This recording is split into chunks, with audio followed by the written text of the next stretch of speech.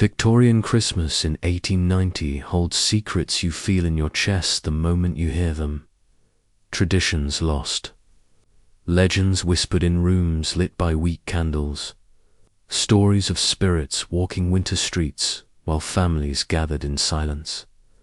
You sense the weight of those nights as if they waited for you. You step inside an old parlor with frozen windows and hear footsteps behind you, though no one moves. You feel the cold reach your spine when you learn how Victorians mix joy with fear during Christmas. These forgotten traditions and spooky legends shape the winter you carry now. They touch your quiet hours. They ask you to listen. They ask you to follow them into a cold night where nothing feels still. Tonight we stay with a real man from 1819 named Edwin. He lived in a narrow brick house in London. Winter pressed into each corner. His wife passed 3 years earlier.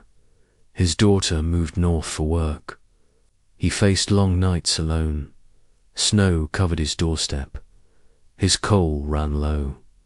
The streets grew silent under thick frost. On Christmas Eve he followed old traditions that kept memories alive. He lit a candle in each window. He read stories his mother shared with him. He waited for the hour when quiet footsteps seemed to move along frozen lanes. This night shaped him slow, heavy, calm, full of winter breath. Before we start, tell me where you watch from and the time on your clock. Take a slow breath. Pull a blanket closer. Settle your shoulders. Let your room soften. If this sleepy winter story brings you comfort, tap like, subscribe, and write a small note in the comments. Your presence here matters. Edwin woke before. The church bell struck 5. The room held a low grey light that pressed through the frost on the window. His breath rose in thin trails. The fire from the night before died to soft embers. He pulled his wool coat closer around his shoulders and sat up slow. His joints stiffened from the cold. He rubbed his hands together until warmth returned. He stood and moved toward the window. Snow covered the narrow street outside. Lamps glowed faint under a thin fog. No voices, no carts, no footsteps. London slept under a quiet winter blanket. He watched a slow drift of flakes and felt the weight of the morning settle into him. Christmas. Eve began with quiet Ehiv. He lit a candle on the small table near the bed. The flame flickered against the frosted glass. The warm light softened the sharp cold in the room. He looked at the framed photograph beside the candle. His wife stood in a field holding their daughter as a child. Her smile held gentle strength. Edwin touched the frame with slow care. He whispered her name. Then he moved to the hearth. He knelt to stir the embers. He added a small piece of coal. The flame rose, but weak. Coal supplies thinned across London. Edwin saved each piece for moments. When frost climbed too high on the walls, he blew on the fire until the flame steadied. He boiled water in a small pot. He placed a pinch of tea leaves inside. The steam drifted through the room. He held the cup close to his face and breathed in the scent. The warmth eased the tightness in his chest. Outside the bell tower struck the hour. A hollow sound rolled across the frost. Edwin listened. The bell pulled him back into the patterns of old Christmas mornings. His mother taught him to greet the day with quiet reflection. She lit 3 candles and placed them near the window to guide wandering souls seeking warmth. Old stories passed through families without question. Children listened because the winter felt long and the nights reached without end. Edwin lifted the candle from the table and carried it to the parlor. The flame glowed across the wallpaper. The parlor held books, a worn armchair, and a clock that ticked slow. He placed the candle on the windowsill. Then he lit 2 more. The candles lined the glass in a row, their flames trembling against the frost. He stood there for a moment. His breath warmed the window. He pressed his hand against the cold pane. The glass stung his fingertips. He whispered, "For those who seek a light." These words belonged to a tradition older than his childhood. Families across England placed candles in their windows during Christmas to guide travellers. Some believed that candles welcomed the kind spirits of ancestors. Others believed the flames protected homes from dark winter wanderers. Edwin held these stories close. They grounded him. They linked him to a world his wife once shared. When the candles settled, he sat in the old armchair. The cushion sank under his weight. He reached for a thin book on the table, its pages worn, its cover soft from years of reading. Inside rested. Taylor's mother read to him each winter, stories of quiet ghosts who walked snowy lanes during Christmas, stories that carried fear wrapped in comfort, stories that shaped the season for families who lived under long dark nights. He opened the first page. The letters danced slightly in the flickering light. He read in silence. The story spoke of a young woman who walked the streets of London. During Christmas Eve, long before Edwin's time, she appeared to those who wandered alone. She asked for a lantern to light her way. Each person who offered one saw her smile before she vanished. The next morning, the lantern returned to their doorstep. Inside rested a small note offering peace to the home. Edwin traced the lines with his finger. His mother loved this tale. She said the woman brought comfort to lonely hearts during long winter nights. Edwin believed the story shaped his love for quiet evenings. He sought comfort in things others ignored. He closed the book and looked at the window again. The candles glowed against the frost. Outside, a figure walked along the lane. A man wrapped in a long coat. He moved slow, head down, steps cautious on the ice. Edwin watched until the man turned a corner and vanished from view. He stood and walked to the kitchen. He prepared a small breakfast, bread hardened from cold and a bit of butter. From a tin, he warmed the bread near the fire. He ate slow. Each bite held simple comfort. The clock struck 7. Faint sounds began to rise from the street. A woman swept snow from her doorstep. A man loaded coal from her cart. Horses moved with slow steps, their breath forming clouds in the air. Edwin dressed in his heaviest coat and stepped outside. The door creaked under frost. Snow crunched beneath his boots. The cold pressed against his face. He tightened his scarf and walked toward the corner shop. The shopkeeper swept the entrance. He nodded at Edwin. "Cold morning." Edwin agreed. He asked for a small bag of coal. The shopkeeper handed it to him with a tired smile. Supplies ran low across the city. Families bought coal in small portions. Edwin carried the bag with care. He walked home with slow steps. The cold felt deeper today, the kind that clung to bone. He paused near a lamppost. The flame inside the lamp flickered. Snow gathered on its iron frame. On the way back, Edwin passed. A group of children rolling snow into large mounds. Their laughter broke the silence of the street. He paused and watched them. For a moment he felt the warmth of his daughter's hand in his. He missed her voice. He missed the way she rushed into the kitchen on Christmas morning. She now lived far north. Work pulled her away. Letters arrived once a month. He cherished each one. When he reached his home, he placed the coal near the hearth. He warmed himself by the fire. The candles still glowed in the window. Frost grew thicker around them. The flames cast long shadows across the floor. He pulled a wooden box from under the table. Inside lay ornaments from past Christmas seasons. He lifted one shaped like a small bell.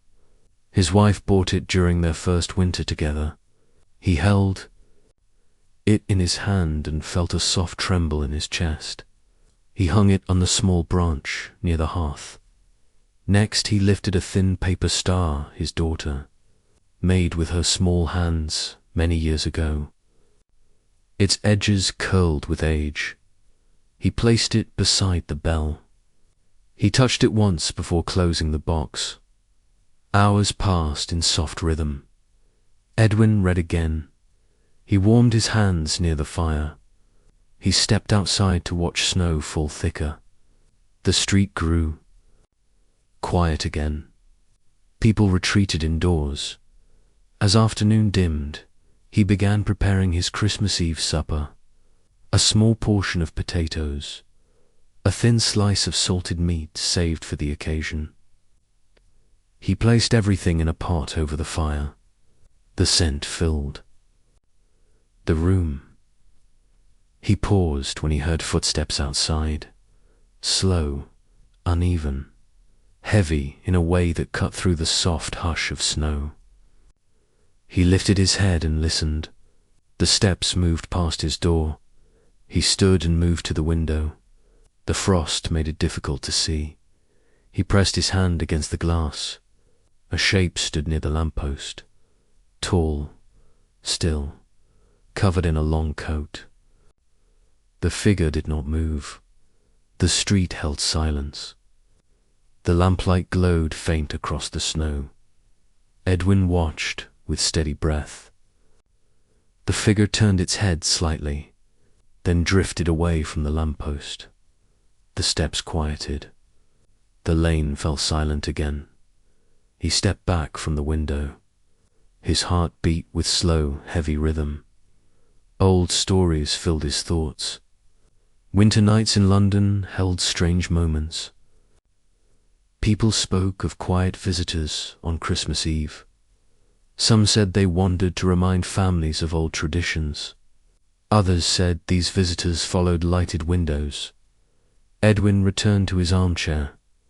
He felt neither fear nor worry, only a soft pull in his chest, a sense that the night held something waiting for him. Evening arrived. The city dimmed under fog and frost. He ate his supper slow. He saved a small portion of potatoes for breakfast. He washed his cup and set it on the table. When night settled fully, he lit 2 more candles. Their flames warmed the room. He sat near the window and listened. The wind whispered through narrow alleys. Snow fell steady. The lampposts glowed with faint halos. He opened his book once more. He read another story. This one told of a quiet man who wandered London during Christmas to return lost letters to their rightful owners. Letters dropped in snow by families rushing through long winter nights. The man found them and placed them near the doors where they belonged. Some letters held holiday greetings. Others carried sorrow. But each one found its home by dawn. Edwin closed the book and looked toward the door. He wondered if anyone wandered the streets now seeking something lost. For a moment his thoughts drifted to his daughter. He wished she stood in the doorway, holding a letter for him.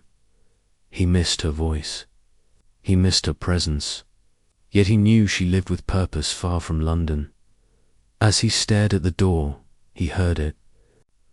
A soft knock, almost too light to notice. A single tap. Edwin stood. He approached the door and paused. The room held stillness. The knock did not repeat. He lifted the latch and opened the door a small amount. Snow blew in. A cold wave entered. The room. He stepped outside and looked both ways. No one stood on the street. Only a small envelope rested on the doorstep, half covered in snow. He knelt and lifted it. The envelope felt cold and stiff. The ink smudged but readable. The name on the front stopped his breath. It was his name. He closed the door and sat near the fire. He held the envelope with both hands. His heart beat slow but strong. He slid the letter from its sleeve. The handwriting belonged to his daughter. He read each line with growing warmth in his chest. She wrote of her work, her health, her wish to visit him soon. She said she missed the candles in his window each Christmas Eve. She hoped he still followed the old tradition. She said the thought of those candles brought her comfort. During long nights in the north, at the bottom she added words that tightened his throat. I walk with you in spirit tonight. He folded the letter and held it to his chest. Tears formed, but did not fall. A soft knock sounded again. He froze. He turned toward the door. Edwin stood in silence. The knock that reached him held no force. It sounded like a quiet request. He placed his daughter's letter on the table and moved toward the door with slow steps. His hand shook as he lifted the latch. The cold pressed. Through the cracks, he pulled the door open an inch. Then, too, snow drifted across the doorstep. The street held its stillness. Fog rose in thin shapes near the lamppost. No figure stood waiting. No steps marked the frost beyond his own. He stepped. Outside, the cold seized his breath. He scanned the lanes in both directions. Doors remained shut. Curtains stayed still. The lamplight flickered in weak circles. The only sound came from the distant hum of a carriage wheel far down the road. He looked at the snow near his door. A single footprint lay beside the step. One. Sharp, fresh. He knelt and touched the edge of it with his glove. The print did not match his shoe. It pressed deeper at the heel, lighter at the toe, as if the person leaned forward. He traced its outline, then stood. The print faced his door. It held no matching print beside it, no track leading away. Only one sign of one visitor. Edwin stepped back inside and shut the door. His heartbeat quickened. The room felt warmer by contrast. The candles near the window trembled in their holders. He checked each flame. All steady. He walked toward the fire and sat slowly, letting the warmth pull him in. The letter from his daughter rested on the table. He placed his hand over it. Her words softened his chest, yet the knock lingered in his mind. He lifted the old book again and turned its pages until he reached a story his mother shared during long winters. It spoke of a visitor who appeared to homes that kept candles for lost travelers. The visitor left no more than one footprint near the door, a sign of a wandering spirit seeking the warmth of a living home. The story claimed the spirit knocked. Twice, never more. It also claimed the spirit carried news for the lonely. Edwin exhaled slow. The air warmed his face. He closed the book and leaned back in the chair.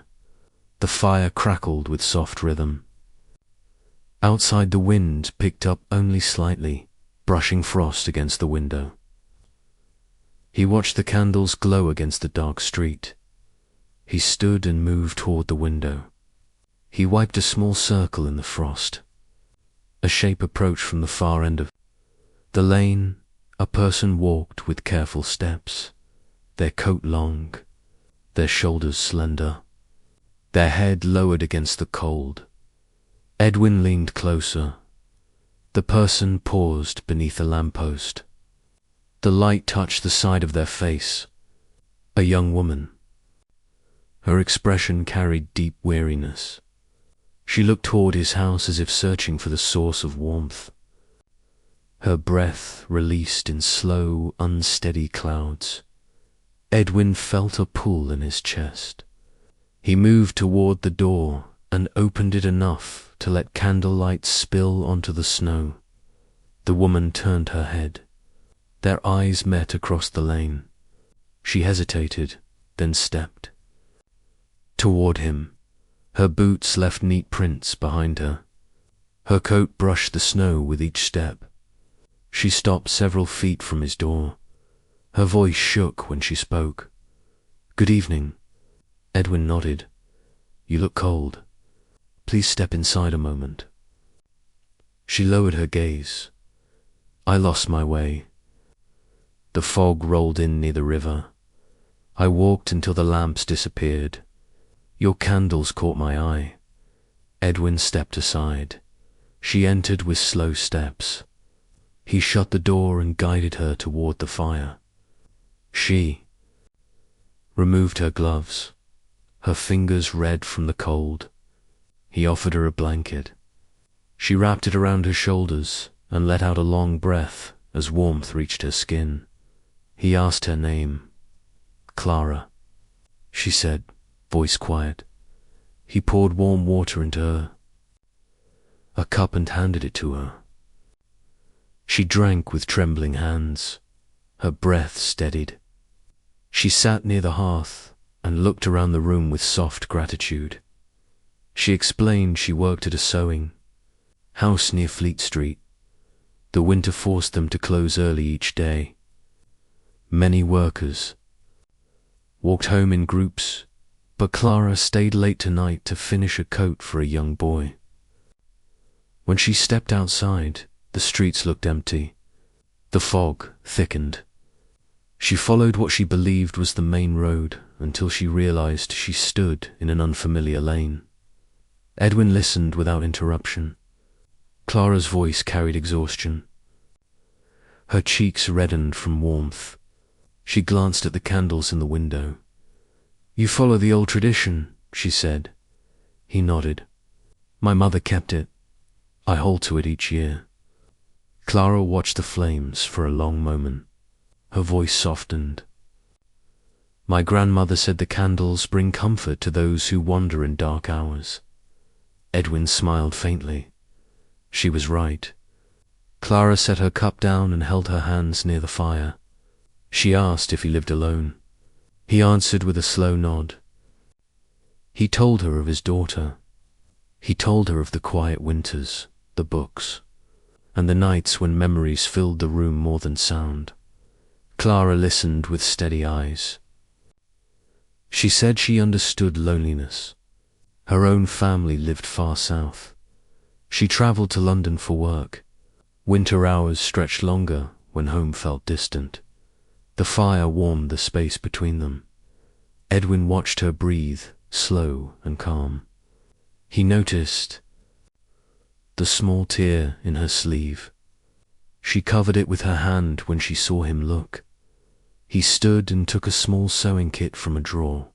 He offered it to her. Clara hesitated, then accepted it with a shy smile. She mended the tear with neat, balanced stitches. Her hands moved with practiced rhythm. Edwin returned to his chair and watched her work. The quiet between them felt natural.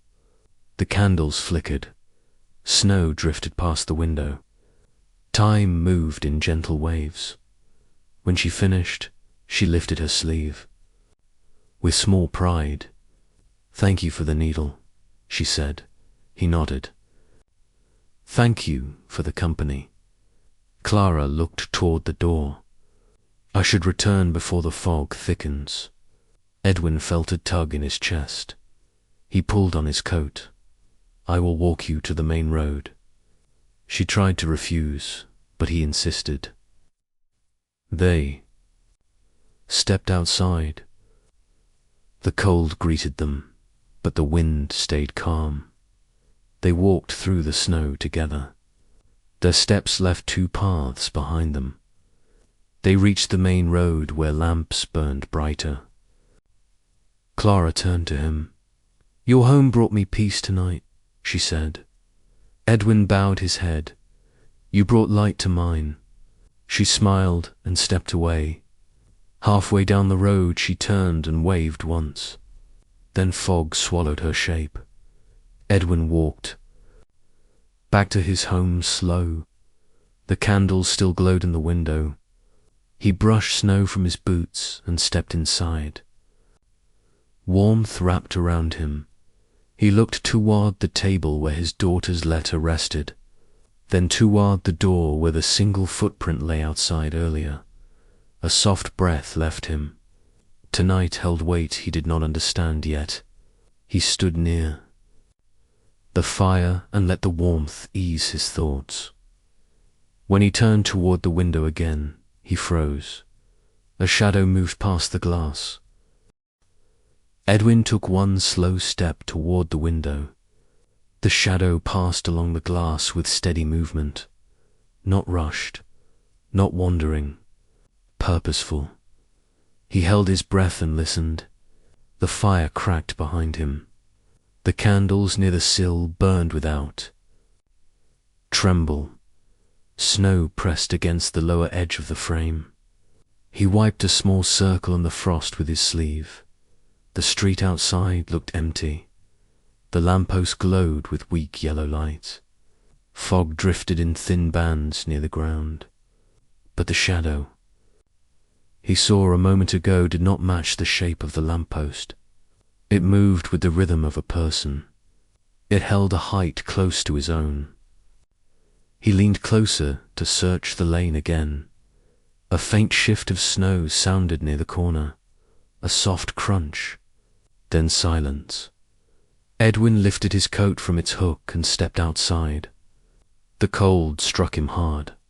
He tightened the scarf around his neck. His breath rose in slow white streams. The candles inside cast warm light against the window behind him. He walked toward the spot where he thought the shadow moved.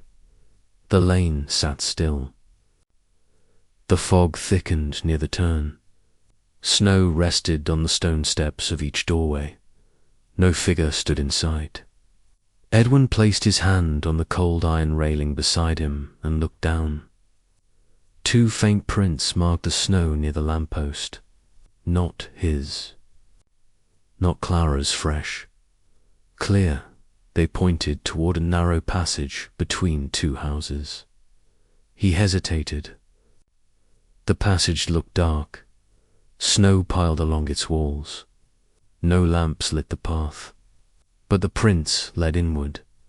He followed with careful steps. The silence grew heavier with each footfall. Only the soft crunch of snow marked his progress. The walls rose, close on each side. Their bricks held frost in long pale streaks. The passage narrowed until only one person could stand in it at a time. Halfway through, he stopped. The prints ended at a wooden door. An old cellar door sunk into the wall. Frost covered its hinges. No light slipped from the cracks. He touched the surface. The wood felt colder than the air. He placed his ear against it. Only stillness greeted him. He stepped back. Whoever passed here either entered the old cellar or turned around without leaving further prints. Edwin knew this passage well. It led nowhere beyond the cellar door. The house beside it had been empty since the widow who lived there passed a year earlier. No one claimed the property. No repairs. No visitors.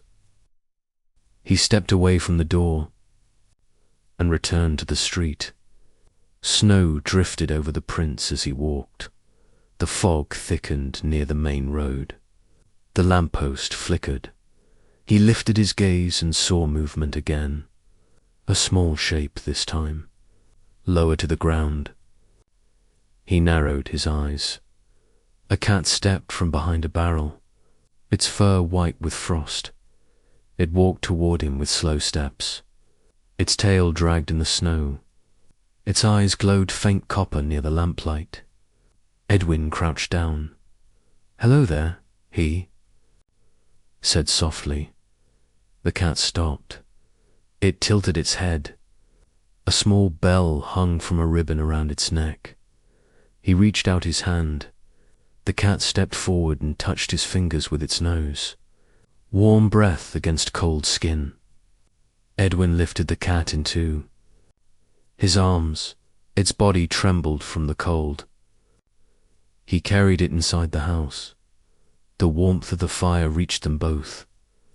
Edwin placed the cat on a small blanket near the hearth. It curled into a tight ball and closed its eyes. He set a bowl of water beside it. The cat lifted its head and drank, with soft gulps. Then it rested again. Edwin sat in his armchair. His eyes drifted toward the window. He felt watched, though not with threat.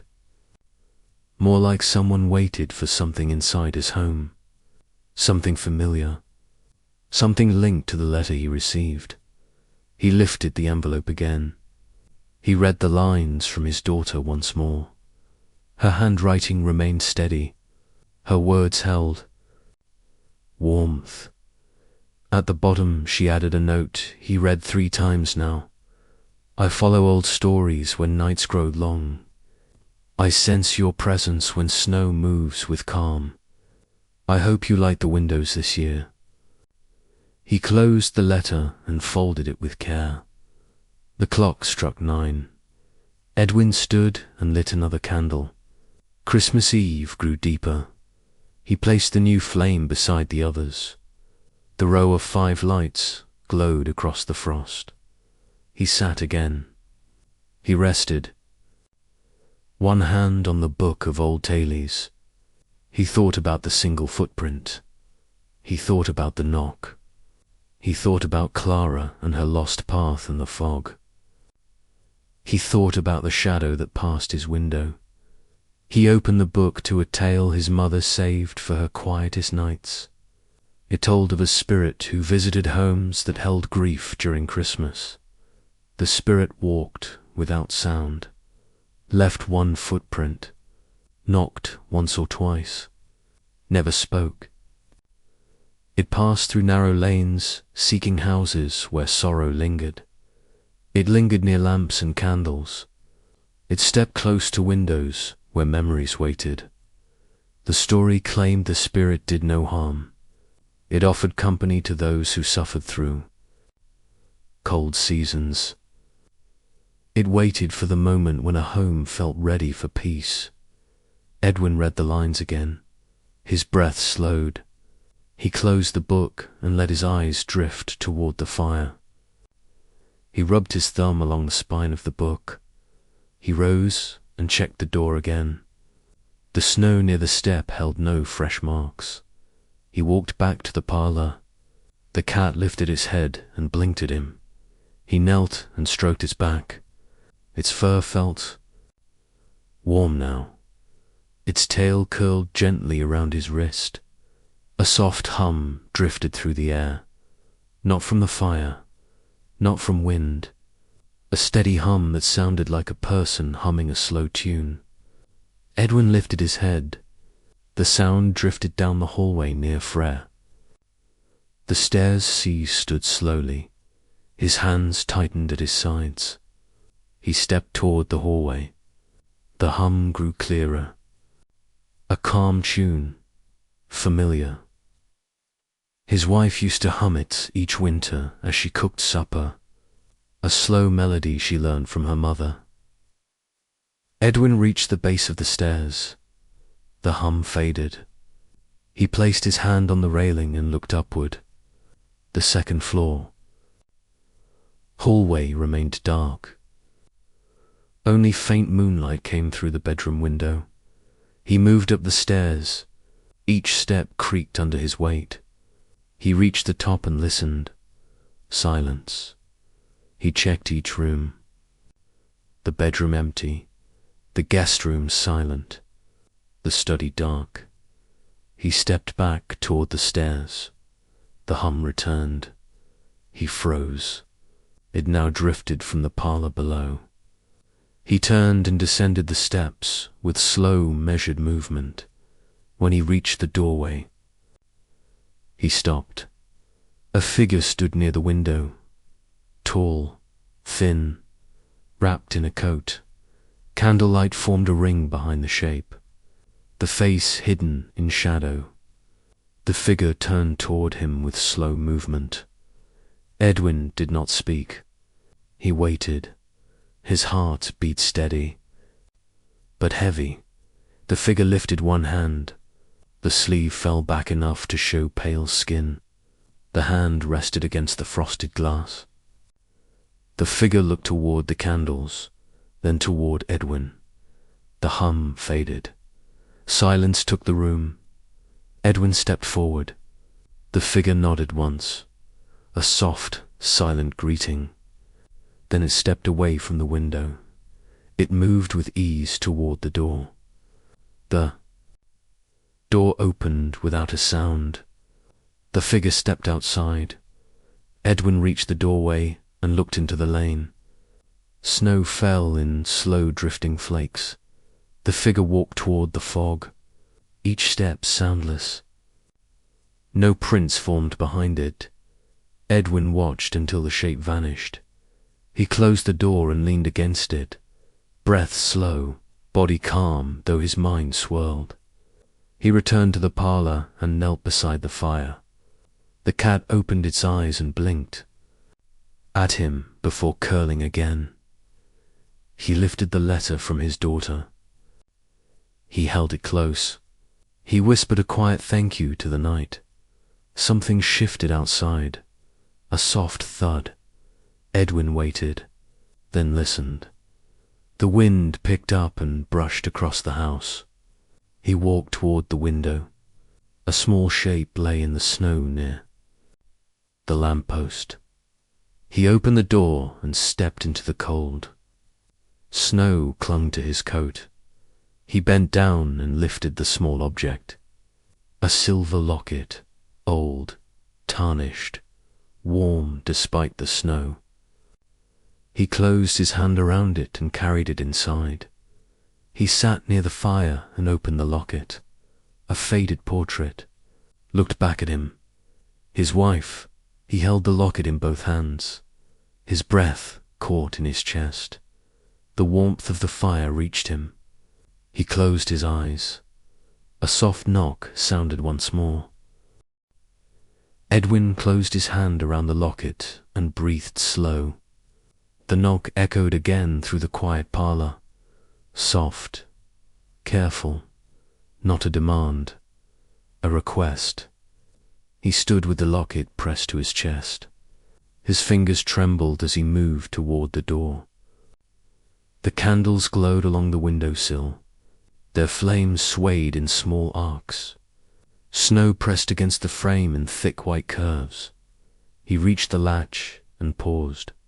His breath floated in front of him. The fire snapped behind him. The cat lifted. Its head but stayed curled in place.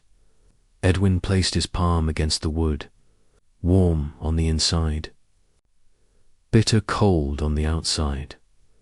The knock sounded a third time. He opened the door. Cold rushed in.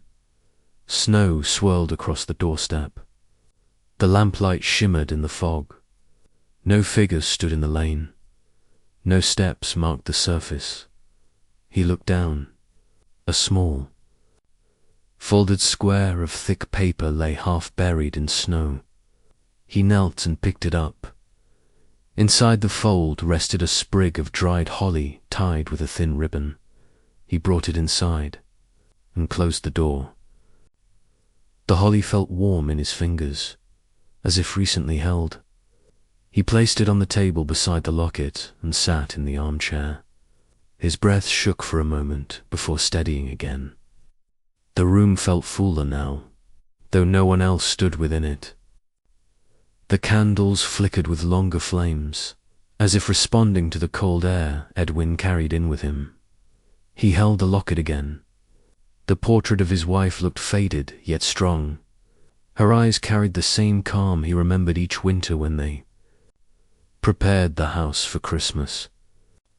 She loved the season because it brought silence. She said silence allowed people to hear what they missed during the busy months. He closed the locket and placed it near the candles. He stared at the snow through the window. The fog rose and fell in slow waves. He felt watched again, but without danger. The presence felt familiar. It carried warmth behind it, a sense of recognition. The clock chimed the quarter hour. Edwin stood and placed another piece of coal in the fire. The flame rose high and sent golden light across the room. Shadows from the candlelight stretched along the floor.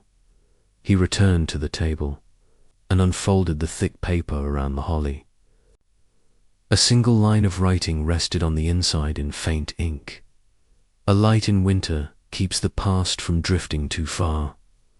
Edwin read the line again. His throat tightened.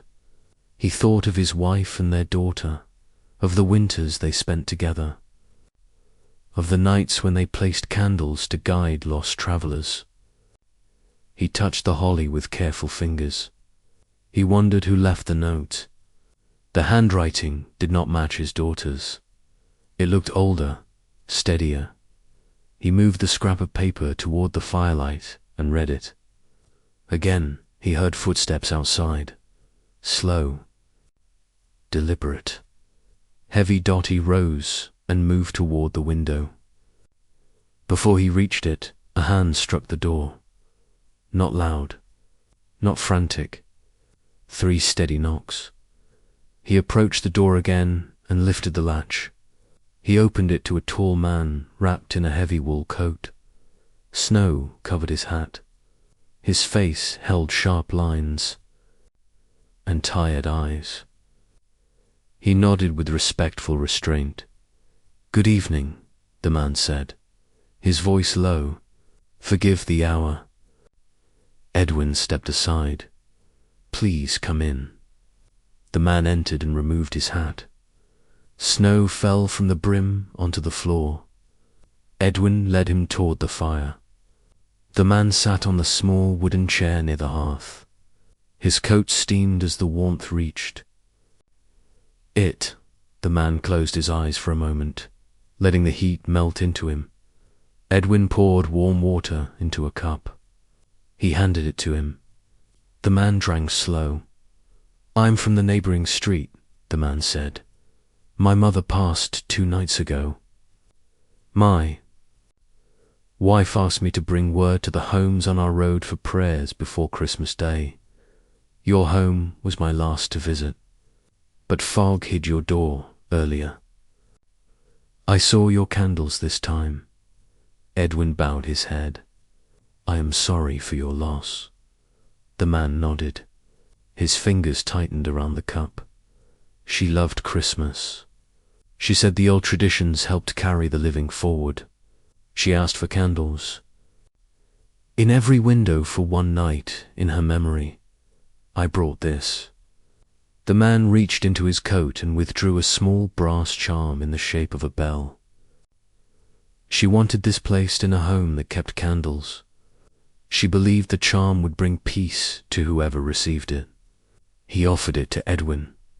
Edwin accepted it with both hands. The charm felt warm, the brass smooth from years of touch. He thanked the man with quiet sincerity. The man stood. "I must return before the fog thickens again." He placed his hat back on his head. "May your night stay warm." Edwin walked him to the door. Snow drifted across the street as the man disappeared into the fog. He closed the door and examined the charm. He placed it beside the locket and the holly. 3 small signs from the winter night now rested on his table. Each one carried meaning. Each one arrived without warning. He sat again and let the fire warm his hands. The cat stretched and padded toward his feet. It brushed against his leg before settling near his chair. Edwin placed one hand on its back. Its fur felt soft and warm. He checked the candles. Their flames reached higher than before. They glowed with soft golden halos. Snow fell slow outside. Fog settled low along the ground. Edwin lifted the locket once more. He held it near the candlelight. The warmth eased the chill on the metal. He remembered a story his wife once told him. Winter brings thin walls between memory and present. Listen close on Christmas Eve. He closed his eyes and breathed deep. When he opened them, he heard soft sweeping outside. Not footsteps. A slow glide of something across the snow. He rose and stepped to the window. A figure walked in the lane again. Not the man from earlier. Not Clara. Smaller. Shoulders narrow. Coat thin. Edwin pushed the door open and stepped outside. The cold bit his skin. The figure paused near the lamppost. A girl, no older than 10. She held a lantern with faint, trembling hands. She turned toward him, her face pale under the winter glow, her eyes wide, not with fear, but with longing. "Sir," she said in a thin voice, "do you light candles for travelers?" "Yes," Edwin answered. She nodded once. "My mother asked me to find a house with light. She is ill. She needs warmth." Our hearth went cold. Edwin stepped forward at once. "Where is your home?" She pointed toward the far end of the lane. "Near the Miller's Row. We kept fire." "Until last night." Edwin told her to wait and stepped inside. He grabbed his coat, the charm, and a small bundle of coal. He returned to her and walked with her through the fog. Their steps echoed in faint rhythm. The snow turned deeper as they neared the narrow row of houses near the old mill. The girl stopped at a door. She knocked twice. A woman answered, her face pale and tired. Edwin helped her inside. He placed the coal near her small hearth and lit. A flame, the fire grew slow but steady. Warmth filled the small room. The woman thanked him. The girl hugged her mother. Edwin stepped back into the fog and walked home. The candles glowed in his window when he returned. He entered the parlor and removed his coat.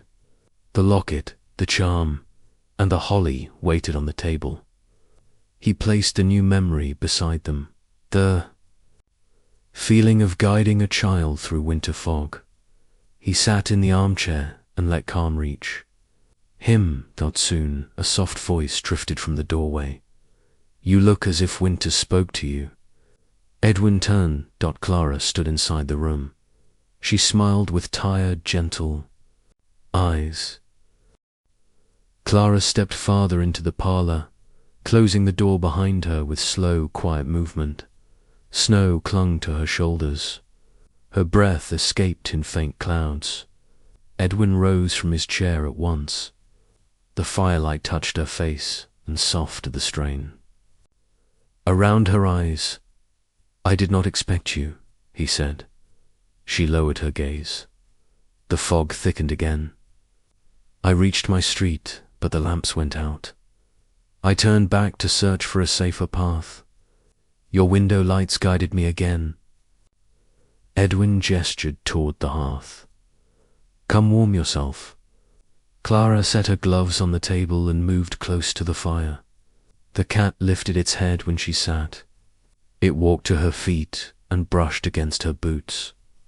She smiled and reached down too. "Stroke its back," The cat purred soft and steady. "You have visitors tonight?" she said, glancing at the table where the holly, the charm, and the locket waited. Edwin nodded. "Winter brought more company than I expected." Clara looked at the items without touching them. "Each one looks placed with purpose." He explained the holly at his door. He explained the charm given in memory of a mother who wished for. Candles in windows. He explained the locket found under the lamppost. Clara listened with steady attention. Her expression shifted from curiosity to quiet understanding. "You keep your home open to the night," she said. "Winter responds." Edwin sat across from her.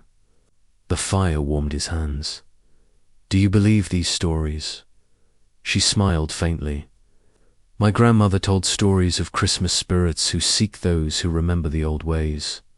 She said kindness draws them forward." Edwin glanced at the locket. "Kindness is quiet work." Clara nodded. "The best kind is." The fire snapped. Snow pressed against the window. The candles shimmered with dim halos. Edwin studied Clara more closely. Her coat held patches repaired by careful hands. Her cheeks still held a soft flush. From the cold, she sat with tired posture but steady presence. He noticed her right hand trembled each time she touched the cat. "Are you well?" Edwin asked. Clara looked down at her fingers. "The walk chilled me more than I expected. I stayed at the sewing house longer than planned. I wanted to finish a garment before Christmas morning. When I stepped outside, the fog took the lane." Again. Edwin poured warm water into a cup and handed it to her. She held it with both hands and drank slow. Her shoulders eased. The clock struck the hour. 10. The sound carried through the quiet parlor. Clara listened to it with gentle attention. Edwin leaned forward. "If you wish to rest here for a while, the fire will keep you warm." She exhaled with visible relief. "Thank you." She looked at the candles again. "Your home feels different from others on this road. It carries silence without emptiness." Edwin considered her words. He thought of the candles, the locket, the holly, the charm, the single footprint left earlier, the hum he heard, the figure that stood near the window. Winter felt alive tonight, fuller and nearer than any year before. Clara's eyes softened. "Do you ever feel watched on nights like this?" Edwin nodded. "Tonight, more than any other." She placed her cup down and looked toward the window. "When I first reached your lane, I saw someone walking ahead of me. A tall figure. They moved without sound. When I reached the lamppost, they vanished." Edwin's breath slowed. He looked toward the candles. Clara continued. "They moved with calm, not fear. It felt as if they guided the fog aside." The fire crackled. The cat settled in Clara's lap. She stroked it with steady hands. Edwin stood and went to the window. He looked through the frost. Snow fell in soft sheets. The lane empty again. Clara watched him from her seat. Her expression held questions. She did not speak aloud. He turned. "Would you stay until the fog lifts?" She nodded. "I will not trouble you long. It is no trouble." She held her hands near the fire again. "You look stronger now than when I first arrived earlier." Something changed. Edwin thought of the girl he guided to her mother. He thought of the locket. He thought of the figure that hummed his wife's tune. "Tonight reminded me I am not as alone as I thought," he said. Clara's smile grew gentle. Loneliness softens when we reach toward others, even those we cannot see. A sound outside interrupted them, a steady drag through snow, not footsteps, a long sweep, then another. Edwin lifted his head. Clara turned her gaze to the door. That sound again. Edwin walked toward the window. He cleared another circle of frost. A shape moved along the lane. A person pushing something heavy, the outline hard to read through. Fog and snow. Edwin grabbed his coat. "Wait here," he said. Clara stood. "You should not step into the fog alone." He paused. "I must see who needs help." Clara wrapped the blanket around her shoulders and followed him to the door. When he opened it, cold swallowed the parlor warmth. They stepped outside together. The figure pushed a handcart through snow. The cart wheels resisted the cold. The person bent under the weight. Edwin approached. "Do you need help?" he called out. The figure stopped and lifted their head. A man in late middle age looked back at them with hollow eyes. Snow covered his coat and hat. His face pale with strain. "Firewood," the man said. "My wife waits at home. She cannot rise. Our fire dies each hour." Edwin stepped beside him. Clara followed. Together they pushed the cart through the lane. The wheels creaked. Snow dragged beneath them. The man walked with a limp. His breath came uneven. Clara spoke with steady calm. "Your house is near." The man nodded. "At the bend." They reached the bend and saw a small house with frost climbing its walls. Smoke barely drifted from the chimney. The man knocked on the door, and a woman answered, her face worn by illness. She stepped aside as they carried the wood inside. Edwin helped stack the wood near the hearth. Clara knelt beside the woman and wrapped a blanket around her shoulders. The room felt cold but safe. The woman thanked them both with trembling hands. The man pressed a small coin into Edwin's palm. Edwin shook his head. "Keep it for food." The man bowed his head in gratitude. Edwin and Clara stepped outside again. Snow fell heavier now.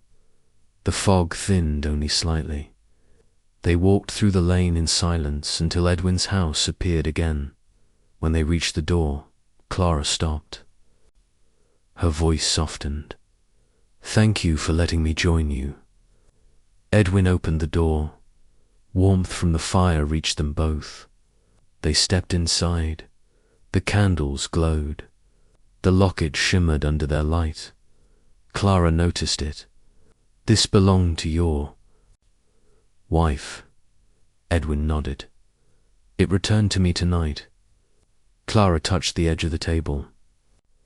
"She stays near you. I feel it." He looked at the candles again. "I believe she does." Clara sat in the armchair. Edwin placed another piece of coal in the fire. The room brightened. Snow outside blurred the windows. Clara closed her eyes. For a moment, her breathing slowed. Edwin sat across from her and watched the flames climb. The cat curled beside the hearth. The candles flickered with soft turning light. Edwin rested his hand on the locket. Outside, someone hummed again. This time both of them heard it. The humming drifted through the window as a thin ribbon of sound. Slow, soothing, familiar enough to tighten Edwin's throat. Clara lifted her head at once. Her eyes widened, not with fear but with recognition she could not explain. Edwin stood. The humming grew clearer. It carried the exact rhythm of the tune his wife used to hum each winter evening. He stepped closer to the window. Clara followed, stopping beside him. Together they listened. The tune rose and fell with steady calm. The sound came from the lane, not distant, not near. Somewhere between the gas lamp and the miller's row, snow softened the edges of the sound. Fog carried the rest. Edwin opened. The door cold swept into the parlor. The candles trembled but stayed lit. The cat sat up, alert. Clara pulled the blanket tighter around her shoulders and stepped out with him. They walked into the lane. Snow reached their boots. Fog moved in slow waves that shifted the lamplight into faint halos. The humming did not break. It echoed against the walls of the narrow houses. Clara whispered, "Do you know this tune?" Edwin nodded. "My wife sang it." Clara's breath floated in a thin stream. "Then someone remembers her." Edwin followed the sound toward the bend in the lane. Clara stayed by his side. Their steps left to trails in the snow. The fog cleared, enough for them to see the shape of a person standing near the lamppost. A tall figure wrapped in a long coat, motionless. "The same figure you saw earlier?" Clara asked. "I think so." They approached with slow steps. As they neared the lamppost, the humming grew louder. Then it stopped. The figure lifted its head. The lamplight cast a faint glow across the face, but not enough to reveal its features. The figure raised one hand. Edwin froze. Clara gripped his arm. The figure lowered its hand, bent slightly at the wall. Shoulders in a gesture of acknowledgement, then stepped backward into the fog. The snow did not crunch beneath its boots. It moved without sound. Fog swallowed it with steady calm. Edwin took one step forward. Clara held him back. "Let it go." He stopped. The fog drifted in soft spirals where the figure once stood. They walked back to the parlor. Snow fell heavier now. When they closed the door, the silence inside felt deeper than before. The candles burned low. The fire warmed the air with steady light. Clara sat in the armchair. She lifted her hands to the heat and exhaled. "Nothing about tonight feels accidental." Edwin removed his coat and placed it near the hearth to dry. "I don't understand why the figure comes here." Clara looked at him with steady eyes. "Perhaps winter brings what the heart waits for." Edwin sat opposite her. The locket lay on the table between them. Its metal caught the candlelight. Clara reached toward it and held it up. "Did she wear this often?" "Every day," Edwin said quietly. "She touched it when she grew tired. It brought her comfort." Clara closed her hand around it. "It still carries warmth. Feel it." Edwin touched the locket. She was right. It felt warm enough to surprise him. Not fire warm, body warm, as if someone held it moments earlier. Clara placed the locket back on the table with reverence.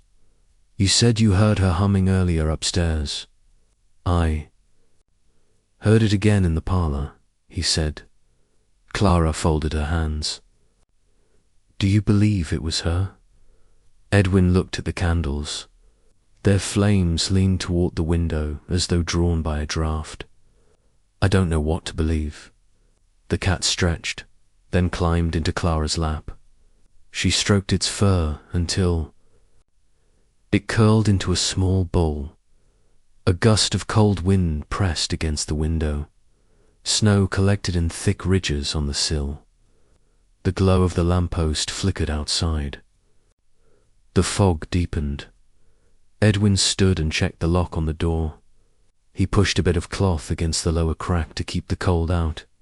He gathered the holly, the charm, and the locket together and placed them in a neat row. Clara watched him. You treat them as if they matter. They do, he replied. She smiled. Good. Some men would not. The clock struck 11. The steady sound echoed through the room. Clara looked around the parlor. This house holds peace, even with the cold, even with the visits. Edwin leaned back in his chair. It held loneliness for some time, but tonight feels different. Because you are not alone, she said. He looked at her. Her expression held open sincerity, her eyes warm from firelight. The fog outside pressed at the window like a slow-moving tide. A sudden knock startled them both. A hard one, strong, direct, not the soft knocks from earlier, not hesitant. A single heavy strike. Edwin rose at once. Clara stood behind him. He stepped to the door and opened it a few inches. A young boy stood outside, his face pale, his scarf wet with snow. He looked near 14. His breath shook as he spoke. Sir, my sister has gone missing. Clara stepped forward. Missing? The boy nodded. She went to fetch water near the mill pond. She didn't come home. I followed her prints until they ended at the fog near your lane. Edwin grabbed his coat. How long has she been gone? An hour, the boy whispered. Mother is beside herself. Clara handed Edwin his scarf. We must find her. They stepped outside again. Snow fell faster. The fog drifted low, but clear enough to see shapes at a distance. The boy pointed toward the bend. This way. They followed the prints through the snow. The boy's breath came fast with worry. They reached the mill pond, the water frozen near the edges, but dark in the center. Fog hovered above it. Clara held the lantern aloft. Its warm light stretched across the ice. Edwin scanned the edge of the pond. A small bundle of fabric lay near a tree. He lifted it. A scarf. Soft, thin. He held it up. My sister's, the boy said. They continued beyond the trees. Snow thickened. The fog opened in a small clearing. A shadow moved near the far edge. Clara called out, Is someone there? A faint voice answered, Here.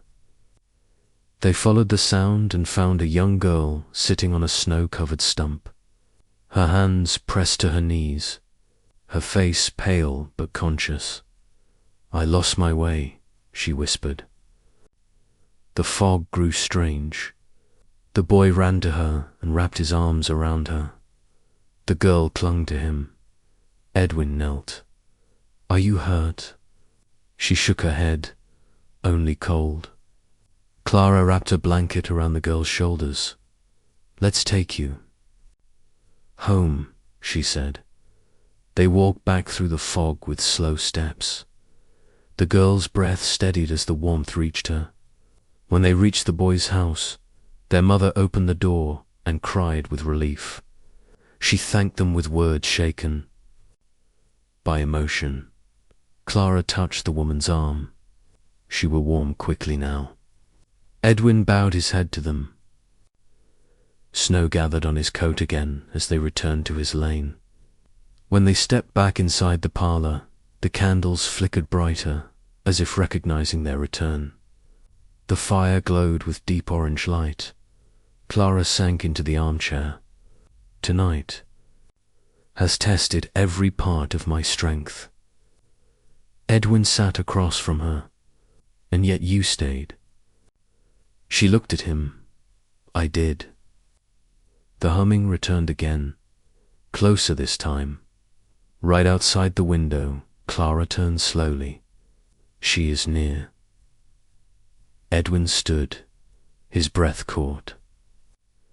The humming reached its softest, most familiar cadence.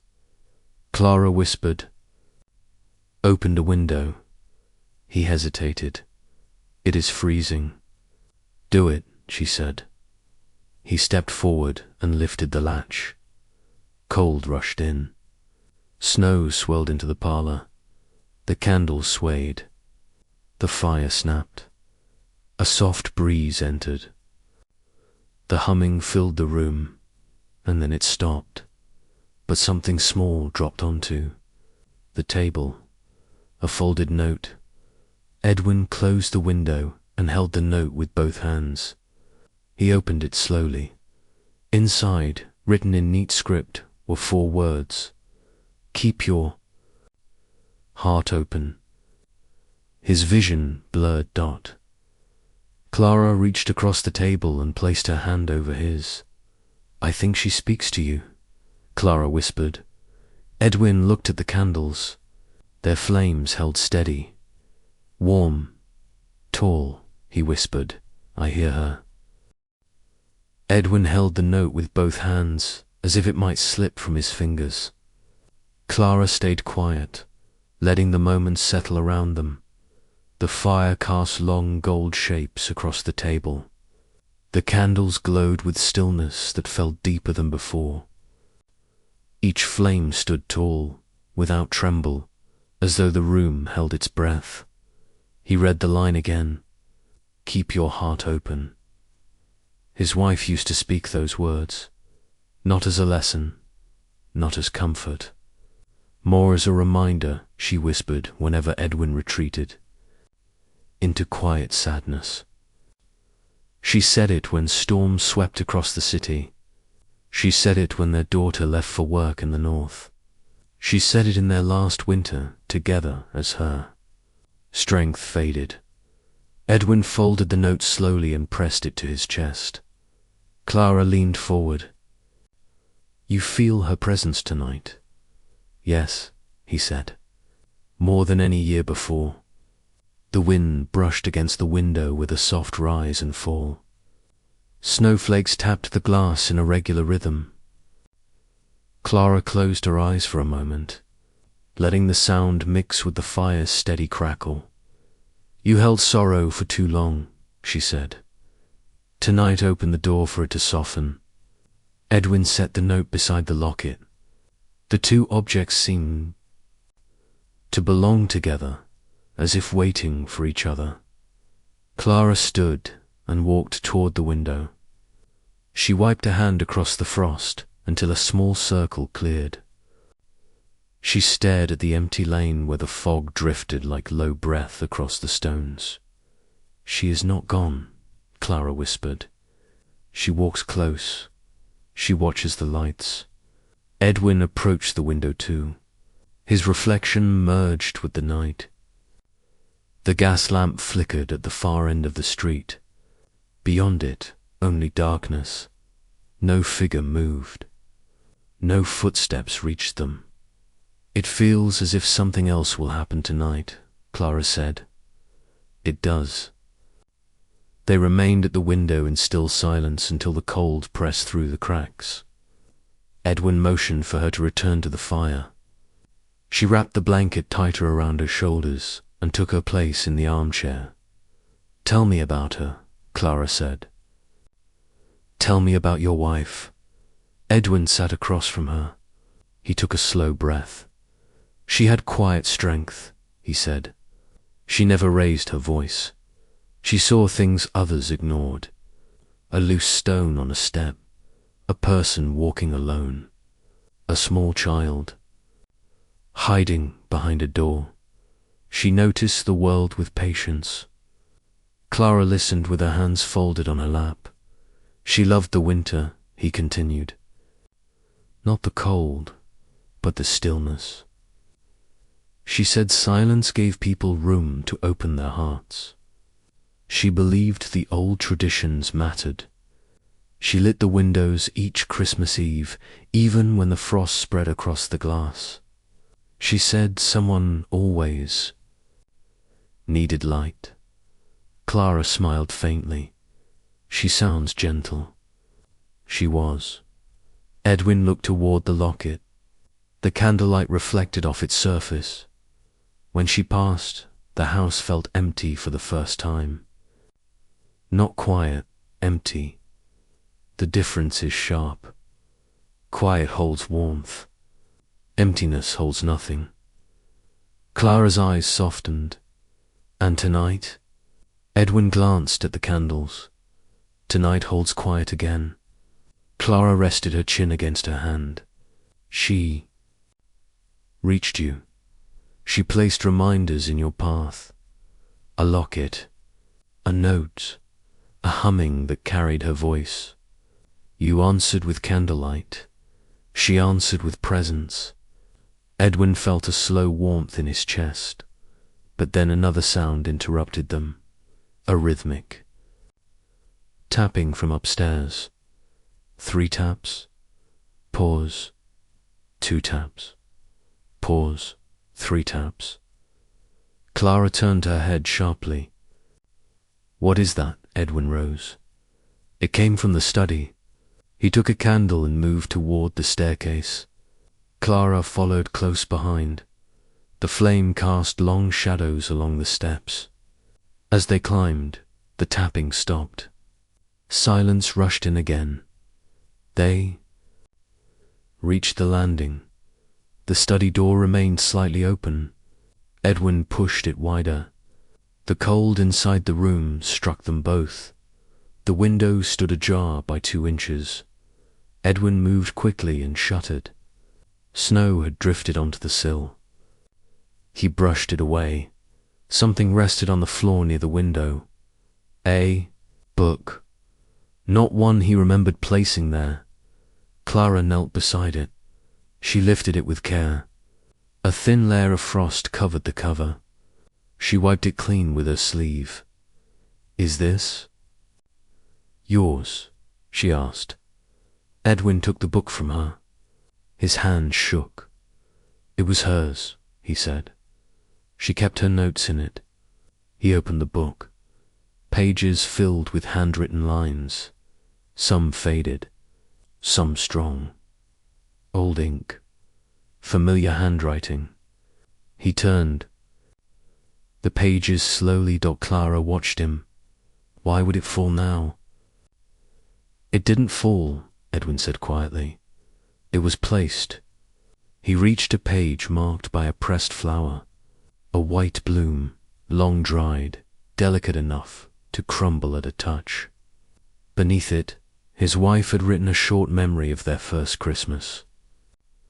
Together, I heard footsteps that night, the line read. One set belonged to Edwin. The other felt like someone guiding him. Edwin exhaled through his nose. He closed the book and held it close. Clara rested her hand on his arm. Her spirit touches the living tonight. He nodded. She walks with purpose. They returned to the parlor. Edwin placed the book beside the locket and the note. The table now held for pieces of his past, arranged as if forming a story. Clara sat again. The cat curled beside her. She looked toward the window and whispered, There is more to come. A soft knock came at the door, not hesitant. Not forceful, balanced, as if the person waited without urgency. Edwin opened it. A man stood outside, older, wrapped in a thick coat. Snow clung to his beard. He held a lantern with dim flame. Forgive me, the man said, but I saw your candles. My brother passed earlier this year. He lived in this lane for decades. He believed Christmas spirits walk through these streets on winter nights. He said your house held peace. I came to see the lights he spoke of. Edwin nodded. You are? Welcome to step inside. The man entered, warming his hands near the fire. My brother spoke of a tune your wife used to hum. He said she shared it with him once. He never forgot it. Edwin's breath halted for a moment. What tune? The man paused. Then Humne, the same melody. Clara's eyes widened. Edwin gripped the back of a chair to steady himself. My brother, said she, told him the tune keeps sorrow from sinking too deep. The man said, Tonight I heard it outside my home. I followed the sound here. Edwin swallowed. You heard it tonight? The man nodded, clear as any voice. He warmed himself a bit longer, thanked them, and then stepped back into the snow. When the door closed, Clara whispered, she reaches not only you, she reaches anyone touched by her kindness. Edwin returned to the table. He touched each item once. The holly, the charm, the locket, the book, the note. Clara stood behind him. What does it mean? He lifted his head. It means she wants something from me. Clara waited. Edwin closed his eyes. She wants me to live again. The candles flared brighter. Clara stepped closer. You are beginning too. He turned toward her, her face soft under the firelight, her posture calm, her presence grounding. Thank you, he whispered. For what? For sharing the night with me. Clara lowered her gaze. I did not expect this night to matter so much. It matters, he said. They sat beside the fire as the snow pressed harder against the windows. The candles burned steady. The humming no longer returned, but the room felt full. The clock struck midnight. Christmas Day arrived with quiet grace. Clara looked toward the window. Something waits outside. Edwin followed her gaze. Through the frost, faint and soft a shape stood in the lane, not detailed, not sharp. A figure formed from pale light and winter breath. The fog wrapped around it like a veil. Edwin froze. Clara whispered, she came. The figure lifted one hand, a gesture of farewell, or blessing, or love. Then it faded into the falling snow. Edwin pressed his hand to the glass. His breath caught. Clara placed her hand on his back. You are not alone, she said. He closed his eyes. When he opened them, the figure was gone, but the warmth in his chest stayed. The frost on the window thickened as the night settled deeper into Christmas. Edwin and Clara sat close to the fire, neither speaking for a long while. The figure they saw in the lane lingered in their thoughts. The house held a quiet that felt full rather than empty, shaped by warmth and the soft glow of 5 steady candles. Clara drew the blanket over her knees. The cat curled against her side. Edwin stared into the flames, watching them rise and fall with slow rhythm. His chest felt lighter than it had in years, not free of grief, but guided by something gentler. Clara broke the silence with a soft voice. Do you feel different? He nodded, as if the weight in this house shifted. She looked toward the window. She wanted you to see her. Edwin breathed slow. I did, or I saw something of her. Clara rested her hands together. Spirits choose their moments. Winter thins the distance. He turned his gaze toward her. Do you believe such things often? I believe what brings comfort, she said. And tonight brought comfort. Edwin lowered his eyes to the locket. The warm metal shimmered faintly. He touched it with careful fingers. A sense of calm moved through him, steady and grounding.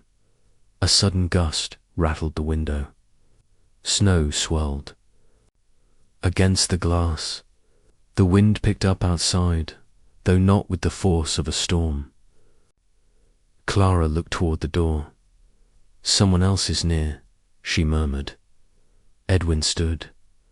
The wind settled. He listened.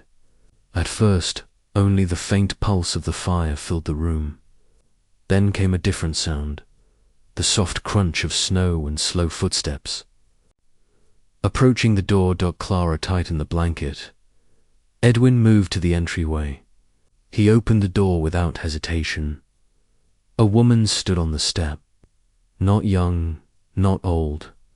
Her face carried deep lines shaped by years of hardship. Her coat worn and patched. Snow covered her shoulders. She held a small basket wrapped with cloth. "Forgive me," she said through chattering teeth. "Your candles guided me. I feared I would faint in the cold." Edwin stepped aside at once. "Come in." She entered. With slow steps. Clara rose and guided her toward the chair near the fire.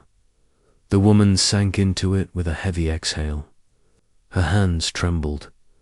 Edwin placed a warm cup of water in her palms. She drank with small careful sips. "What brought you out?" "In this cold?" Clara asked gently. The woman steadied her breath. "My son is ill. I walked to fetch medicine from a neighbor, but the fog grew dense. I lost my way. I kept walking until I saw your candles." Clara touched her hand. "You are safe here." The woman nodded and unwrapped the cloth covering her basket. Inside lay a few dried herbs, a tin of salve, and a folded paper. She held the paper out. "This recipe belonged to my grandmother," she said. "She used it for winter fevers. I want to give it to someone who keeps the old traditions." Edwin accepted the paper with reverence. The handwriting old, the ink faded but clear enough to read. A recipe for a warming tonic. He placed it beside the book and the locket, as though it belonged with them.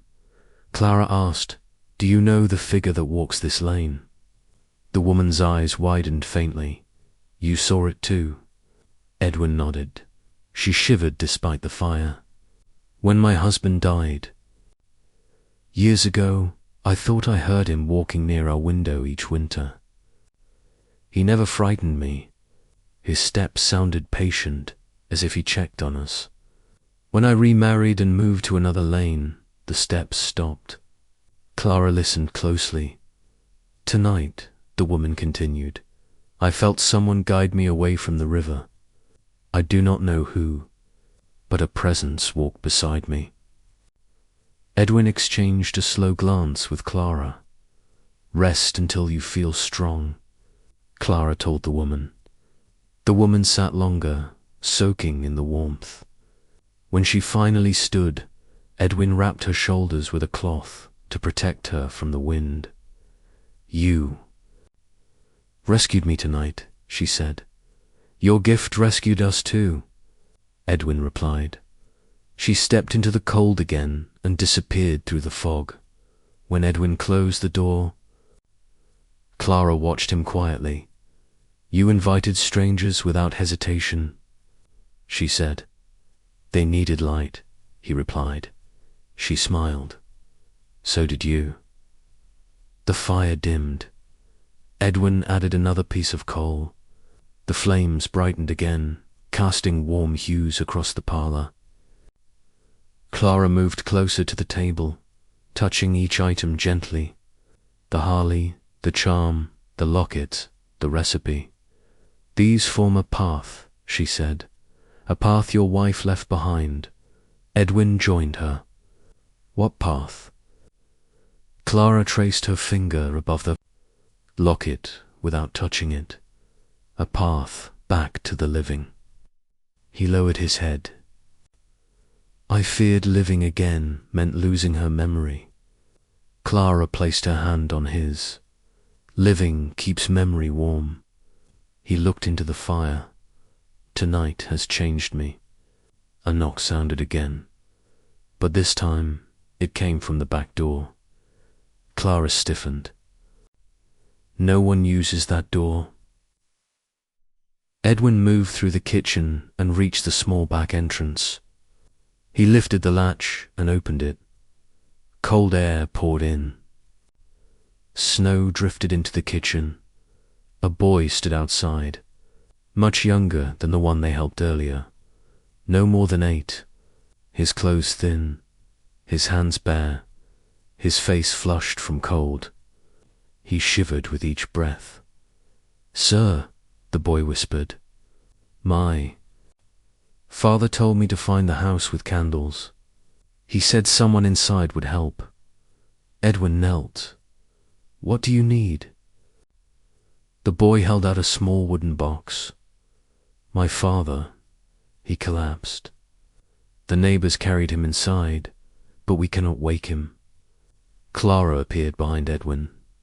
"Where is your home?" The boy pointed behind the houses, near the stable. Edwin grabbed his coat.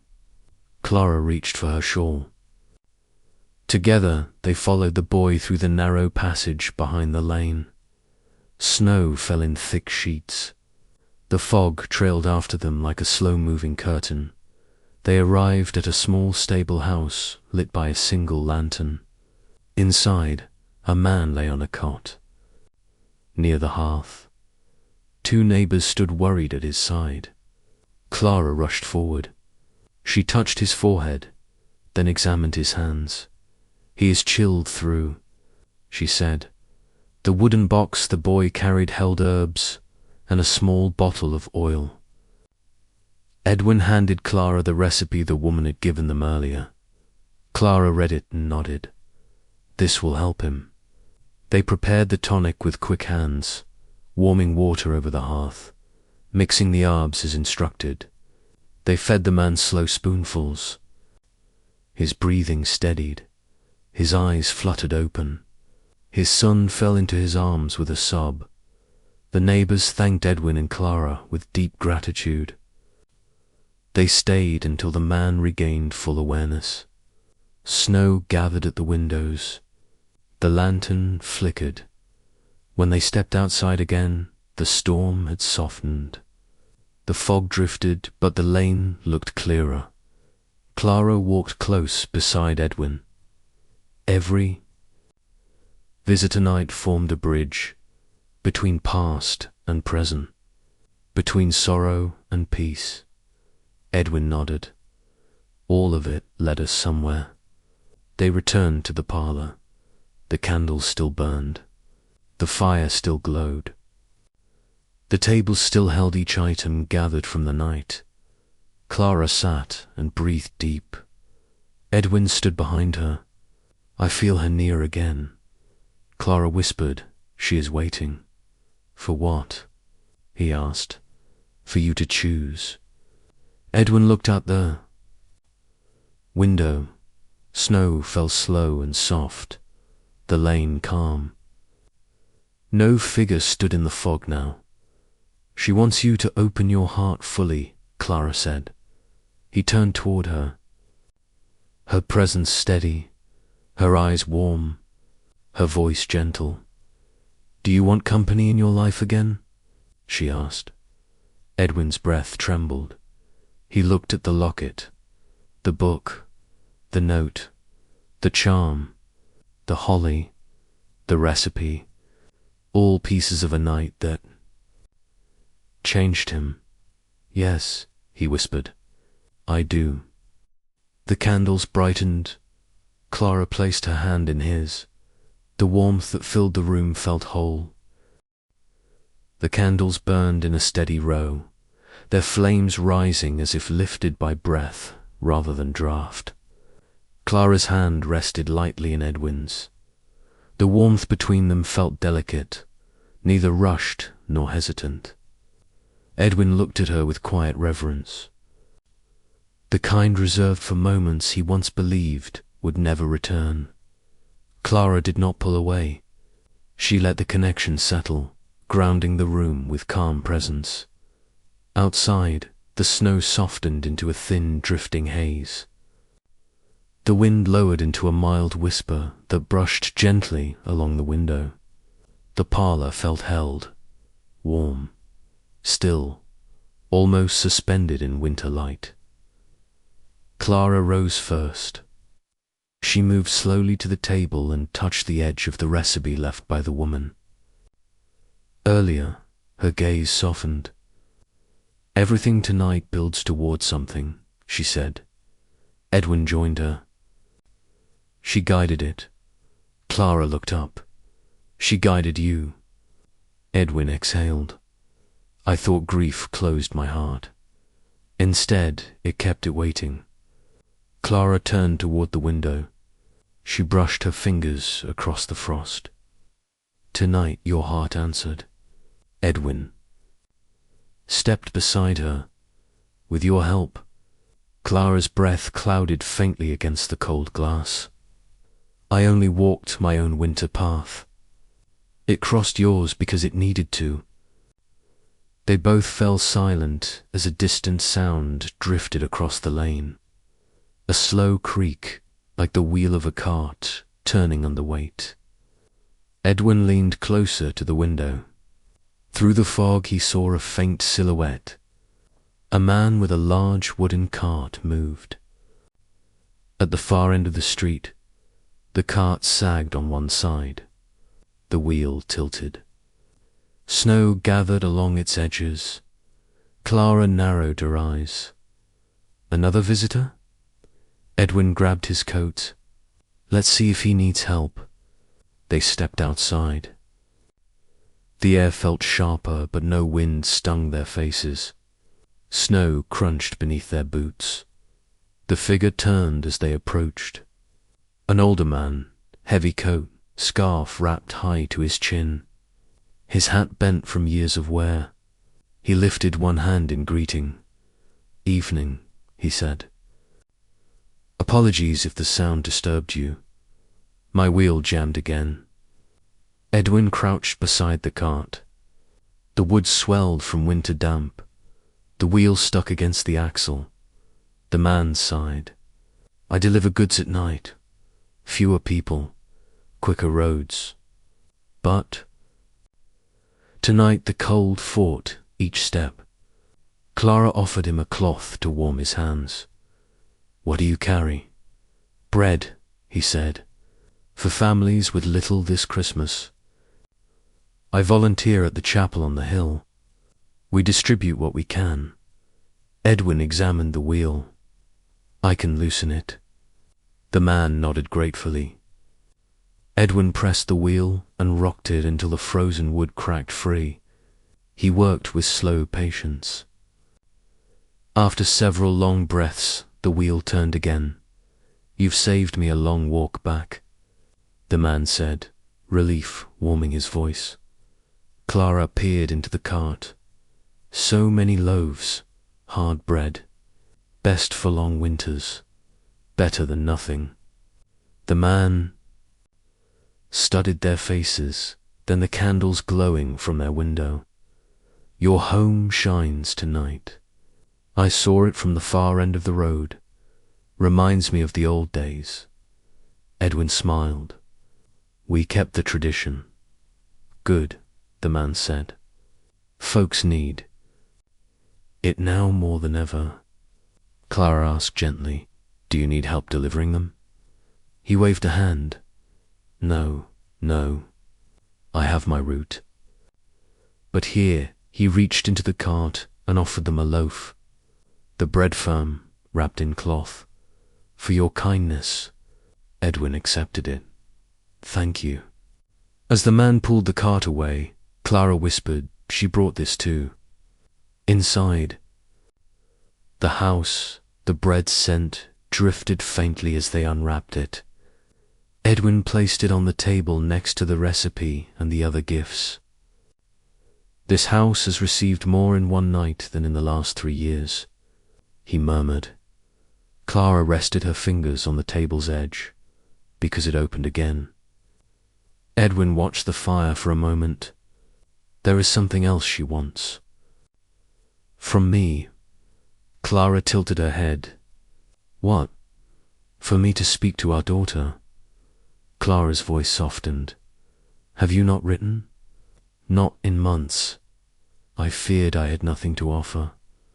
He glanced at the note. But she wrote to me. And my wife guided me to that letter tonight. Clara touched his arm, then right back. Edwin lifted the small writing box from a shelf. He placed it gently on the table. Clara sat nearby. The room quieted as he opened the box. Ink, quill, folded paper. He dipped the quill and held it. Above the blank sheet, words did not come quickly. He stared at the page for long breaths. Clara did not rush him. She watched over the candles, tending to the quiet space around them. Finally, Edwin wrote the first line. My dearest, tonight I walked with memory, with kindness, and with presence. It has opened me. He paused. His hand shook slightly. Clara nodded in encouragement. He continued writing. About the strangers helped, about the warmth renewed, about the sense of his wife's presence guiding him toward light. He wrote not with sorrow, but with gentle strength. When he finished, he folded the letter and sealed it. He placed it beside the locket. His eyes misted, but not with grief, more with release. Clara placed her hand over his. She will treasure this. Edwin breathed deep. I hope so. The wind shifted outside. A new sound reached them, bells. Faint, soft, a distant chiming carried through the fog. Clara stood and went to the window. Look, she whispered. Edwin joined her. At the far end of the lane walked a small procession. 3 children carrying lanterns. Behind them, a woman from another street. They sang low carols as they walked. Their voices quiet yet warm, spreading gentle comfort through the cold.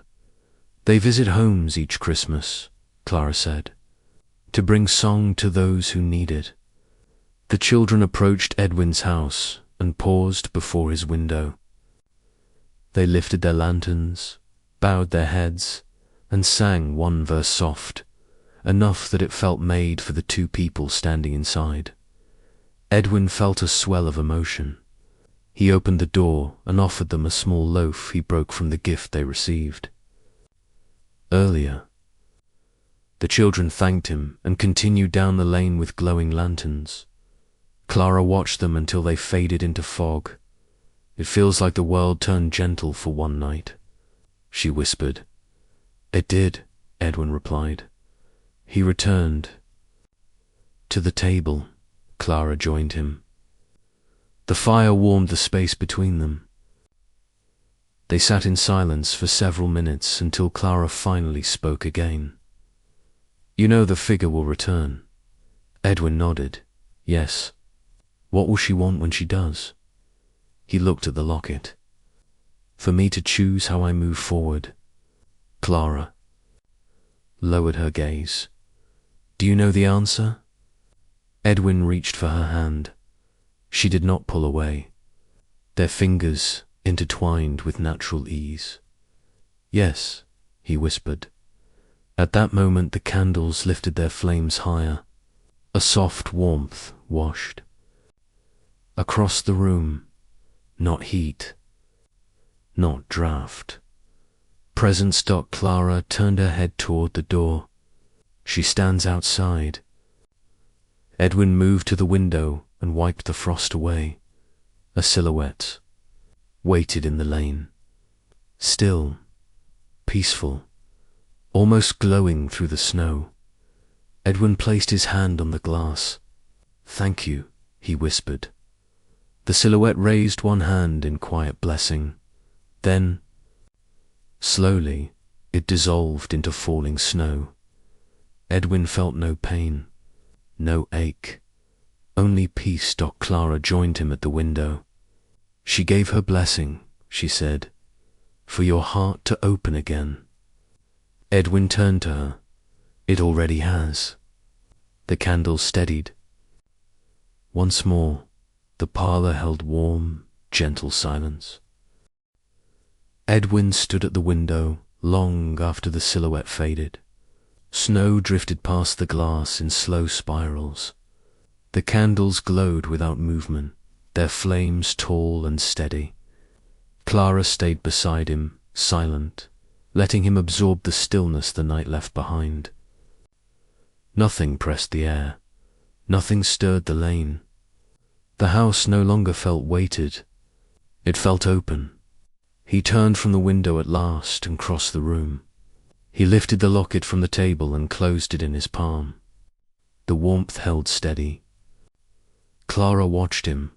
Her eyes reflected the firelight. Soft, calm, understanding. She gave you her blessing. Clara said. Edwin nodded slowly. And she gave me her voice when I needed it. Clara folded her hands. And now I move forward. He set the locket down with care. It rested beside the letter he wrote, the recipe, the charm, the holly, and the old book. Each item glowed faintly in the firelight, as if they belonged to a story larger than this single night. Clara shifted in her chair. The cat curled tighter beside her legs. The night is not over, she said. Edwin looked at her. What else do you sense? Something unfinished, she said quietly. Something waiting for you to answer it. Edwin considered her words. He returned to the window and pressed his hand against the frost. The cold seeped through the glass. The lane looked peaceful, yet he felt a stirring beneath the quiet. A presence, not threatening, not demanding, simply patient. He stepped away. There must be a reason each visitor arrived. Clara nodded. Each brought a part of her message. Edwin sat. His thoughts drifted through every moment of the night. The child who needed warmth. The woman who carried a recipe. The man with the charm. The bread delivery. The missing girl. Every visit tied to his wife's final wish that he would not close his heart. Clara stood and moved toward the kitchen. Shall we warm some tea? The night still holds ours. Edwin followed. They boiled water and sat together at the small table. The steam rose in soft curls. The warmth filled the narrow room. Clara cupped her hands around her mug. Tell me, she said, when did your grief become quiet instead of sharp? Edwin lowered his eyes. I cannot mark the day. It changed little by little. I hid in the silence. I accepted it too easily. Clara. Nod. Silence protects, but it also isolates. Edwin lifted his gaze. And you? What silence do you hold? Clara's breath paused. She looked into her cup before answering. I lost my mother 2 winters ago. The city pulled at me from every direction. Work kept me standing, but nights felt long, too long. I avoided remembering her because remembering hurt. Edwin reached across the table. She let his hand rest over hers. Her voice softened. Tonight reminded me she would want me to keep my heart open too. They sat in quiet connection. The fire crackled in the parlor. The snow pressed against the windows. The candles cast warm halos on the walls. Then a faint sound broke the stillness. A faint metallic ring, not a knock, not footsteps. A small chime, like a bell struck by a passing hand. Clara stood. The charm, Edwin followed her to the table. The brass charm the man had given them shifted slightly. It rocked once, then settled. Clara placed her hand near it. "He said it carried peace," she whispered. Edwin looked at the charm. "Peace is movement, not stillness." The charm rang. Again, softer, then stopped. Clara inhaled slowly. "It calls you." He lifted the charm. It felt warm, almost pulsing. He turned toward the door without speaking. Clara wrapped the blanket around her shoulders and followed him. They stepped into the snow. The cold pressed their faces, but the air felt less heavy than earlier. The fog opened a clear path toward the far end of the lane. The charm tugged gently in Edwin's hand, guiding him step by step. Clara stayed close. "Where is it leading us?" Edwin looked ahead. To the place she waited last. They walked past the lamppost where the silhouette appeared earlier. The flame inside flickered with calm rhythm. They continued down the lane until they reached the steps of the chapel at the hill's base. Its lantern glowed above the doorway. Clara's breaths formed thin clouds. Why here? Edwin held the charm close. "We were married here." Clara looked at him with quiet understanding. They climbed the steps. Snow coated the stone. Edwin reached the door and pushed it open. The chapel interior remained dark except for a few small candles left burning from the earlier service. There, flames flickered along the wooden pews. The charm warmed further. Edwin walked toward the altar. Clara followed without speaking. Each footstep echoed in the stillness. When they reached the front pew, Edwin stopped. A small folded cloth rested on the bench. He reached for it with slow, uncertain hands. Clara watched him with breath held. He unfolded the cloth. Inside lay a small pressed flower, dried, pale, preserved. Between layers of thin paper, he recognized it at once. His wife tucked it into his coat pocket. The day they married, Edwin trembled. "I thought it was lost." Clara touched his arm. She kept it safe. A soft wind moved through the chapel, though no door opened. The candles flickered, but did not go out. Edwin felt warmth behind him, the faint pressure of presence. Not physical, not imagined. Something between. He closed his eyes. His breath steadied. "Thank you," he murmured, "for guiding me." The warmth lingered, then slowly faded, leaving calm in its place. Clara stepped closer. "She released you from sorrow." Edwin nodded. "And welcomed you into my life." Clara's expression softened with quiet emotion. "Are you sure?" Edwin turned fully toward her. Snowlight filtered through the chapel windows, touching her face with a soft glow. "Yes," she lowered her gaze, but a smile gave her answer. Edwin placed the pressed flower inside his coat. "Let us go home." They left the chapel and walked back down the lane. Snow drifted without urgency. The fog lifted entirely. The stars appeared faintly above the rooftops, small points of winter brightness. When they reached the parlor again, the candles remained tall, as though guarding the house. Edwin placed the charm and flower with the other items. Clara set her shawl beside the hearth. The room filled with gentle quiet. Clara rested her head against the back of the chair. "I feel light for the first time in months." Edwin sat beside her. Tonight was a door. For both of us. Clara closed her eyes. And you walk through. He touched her hand. She did not pull away. Outside, the snow fell with quiet grace. Inside, the fire breathed warmth into every corner. The candles glowed in perfect stillness. Edwin whispered, "This house feels alive again." Clara opened her eyes. "So do you."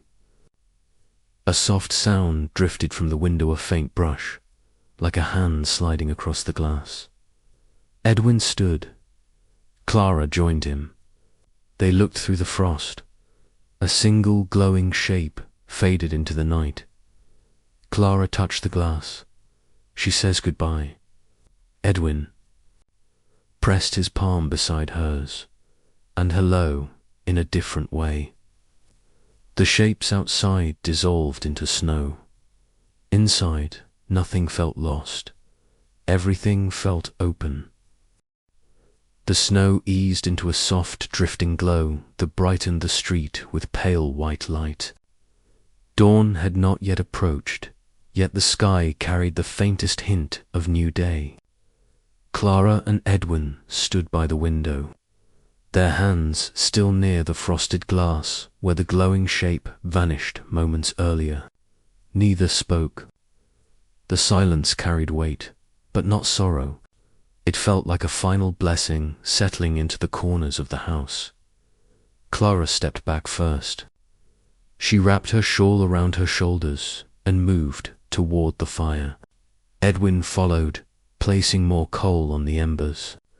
The flames lifted with slow confidence. The scent of warm iron and pine filled the room. Clara sank into the armchair. The cat climbed onto her lap and curled against her shawl. She stroked its fur until its eyes closed. Edwin sat across from her, his hands resting on his knees, his breath steady. "You look different," Clara said softly. "How?" "Your shoulders are no longer pulled down." Edwin smiled with faint surprise. "I did not realize they had lifted."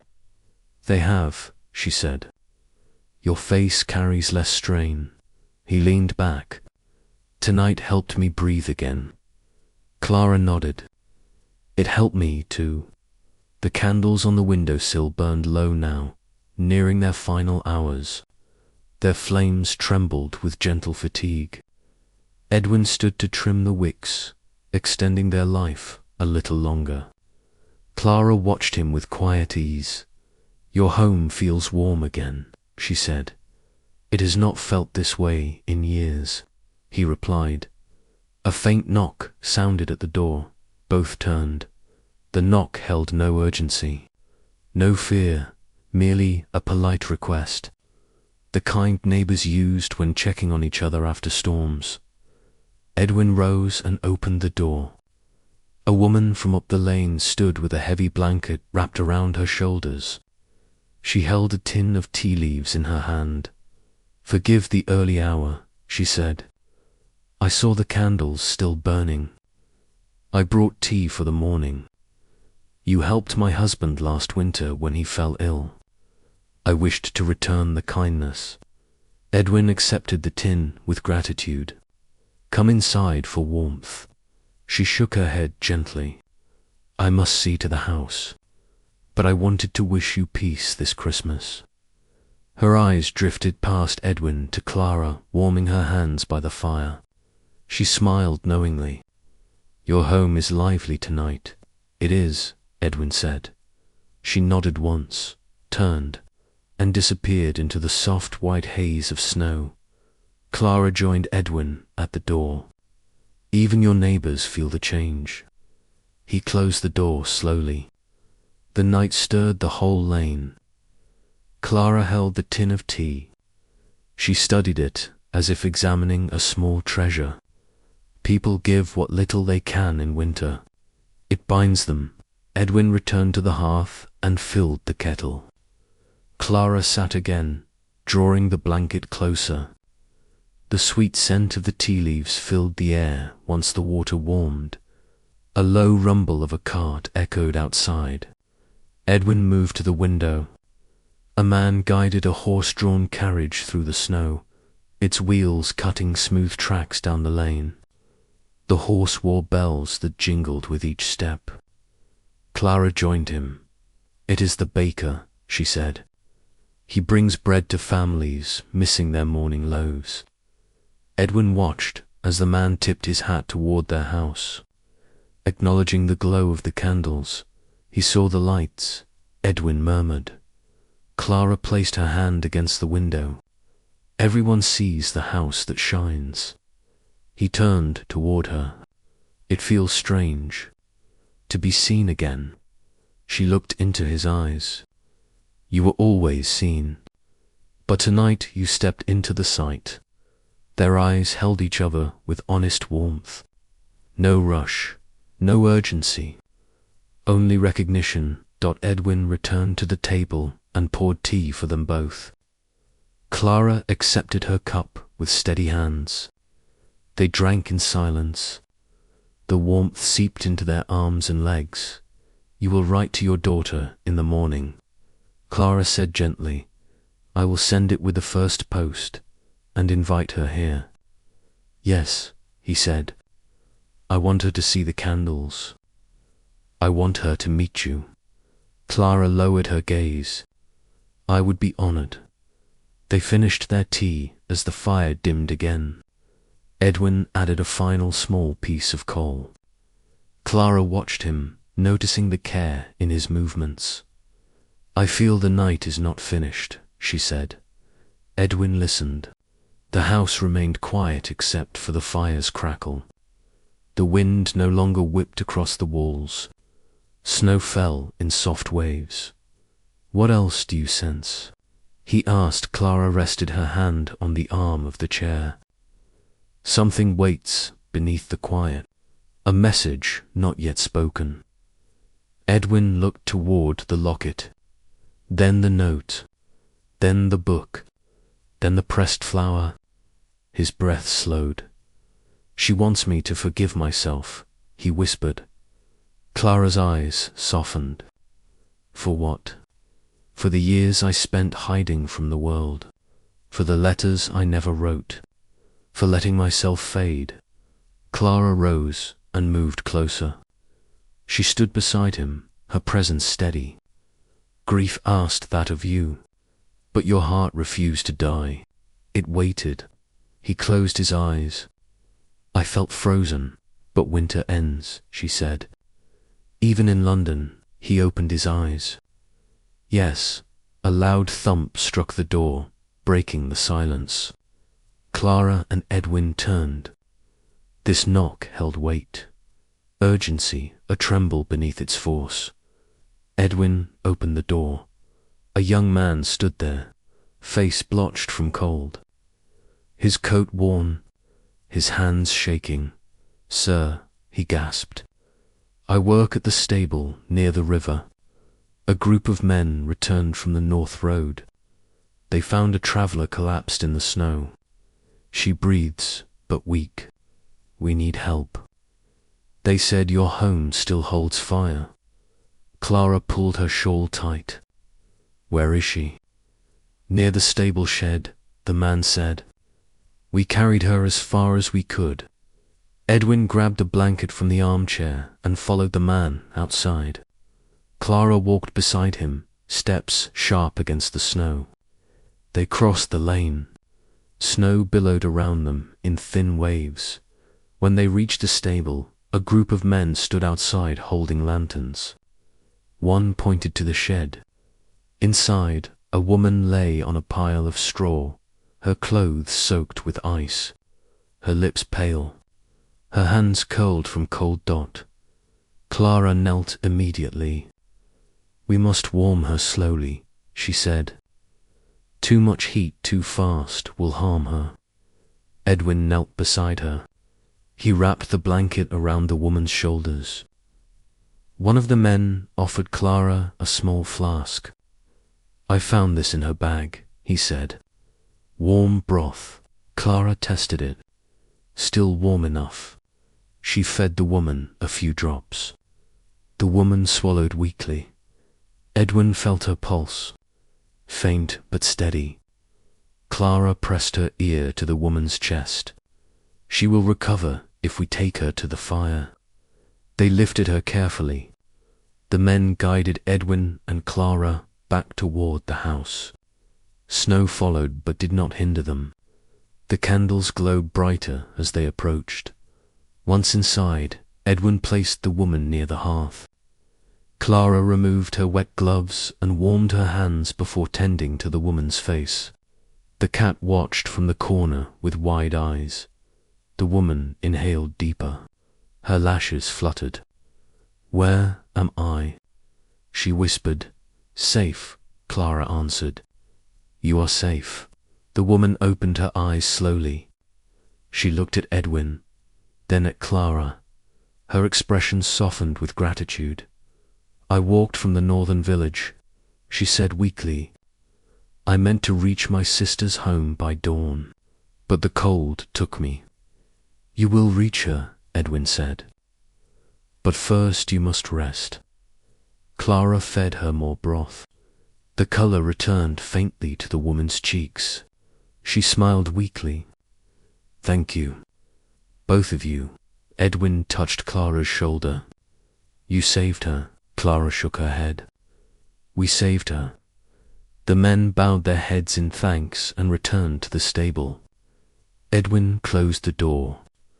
The parlor's warmth filled the room in soft layers. The woman rested, wrapped in blankets, breathing deeper with each minute.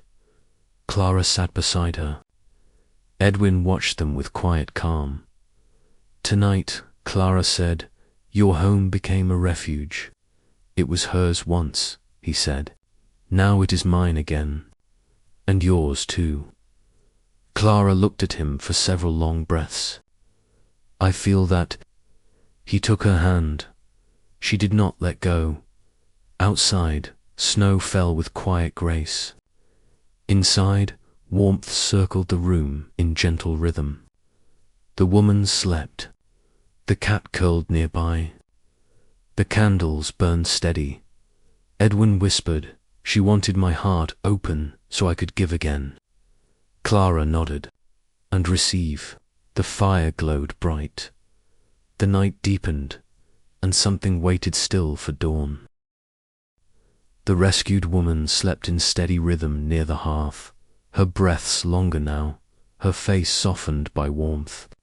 Clara stayed beside her, checking her pulse from time to time, adjusting the blanket, feeding her a few sips of warm broth when she stirred.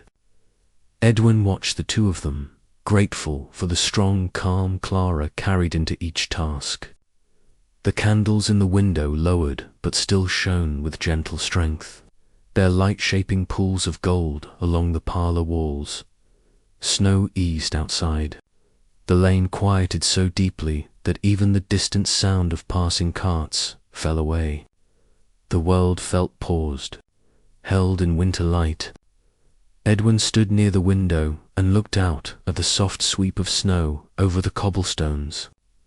The night felt long, but no longer heavy, Clara whispered. "She's warming well. She will wake fully soon."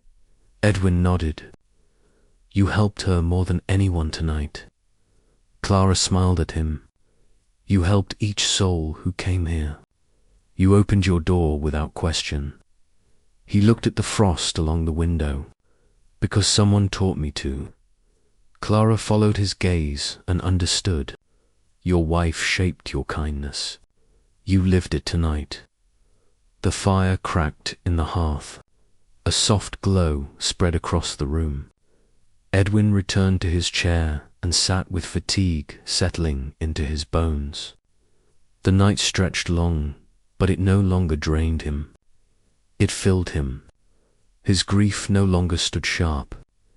It rested in a quieter place. Clara watched him. "Are you tired?" "Not tired," he said. "Quiet?" She nodded. "Quiet is good." The rescued woman shifted in her sleep. She moved her hand across the blanket as if reaching for something familiar. Clara tucked the blanket around her shoulders again. The woman exhaled with a soft sigh. Edwin asked, "Where did she say she traveled from?" Clara answered, "A northern village." She walked far. Perhaps she followed an old trail. Edwin leaned closer. "Do you think she was guided to us?" Clara held his gaze. "I think everyone tonight was guided to you." Edwin's breath stilled. "Why me?" Clara's voice lowered. "Because you needed them as much as they needed you." He looked at the table holding each object collected through the night. The charm, the holly, the recipe, the locket, the old book, the pressed flower, the folded note, each piece arranged without intention, yet forming a circle of meaning around the parlor. Clara stood and walked toward the items. She touched the note gently. "Your wife's voice opened this night." Edwin approached her. "And you gave me courage to follow it." Clara's eyes softened. "I only walked beside you." "You did more than that," he said. The woman near the fire stirred again. Her eyes opened slowly. She blinked at the warm glow around her. Clara knelt and smiled gently. "You're safe," Clara whispered. The woman nodded weakly. "I remember. Cold. And then your faces." Edwin stepped closer. "You will recover. When the snow lifts, you can travel again." The woman attempted a small smile. "My sister will worry. She lives near the river road. I must reach her before tomorrow." Clara stroked her hand. "Rest now. Strength will come." The woman looked toward the candles. "Your home is a blessing. Light in winter saves lives." Edwin's throat tightened. "It saved mine tonight." The woman rested again. Her breathing settled into peaceful rhythm. Clara rose. "She will sleep until dawn." Edwin nodded. "We will keep the fire full." The two of them walked to the window. Snow still fell, but finer now, drifting sideways in soft lines. Clara leaned closer. "Your lane has changed shape tonight." "How so?" He asked. "It feels lived in again, awake, even in the cold." Edwin looked down at the faint tracks left by neighbors, travelers, and unseen footsteps. His lane, once quiet with grief, now carried traces of life renewed. He breathed in the cold air through the crack in the frame. Clara stepped back. "There is something I want to ask you." He turned. "What is it?" Her hands folded slowly at her waist. "When dawn comes, will I still be welcome here?" Edwin felt words rise without hesitation. "Yes, I want you here." Clara lowered her gaze. A soft smile touched her lips. "I want to stay. For a while." Edwin reached for her hand. She placed hers into his with no fear. Warmth flowed between them with quiet honesty.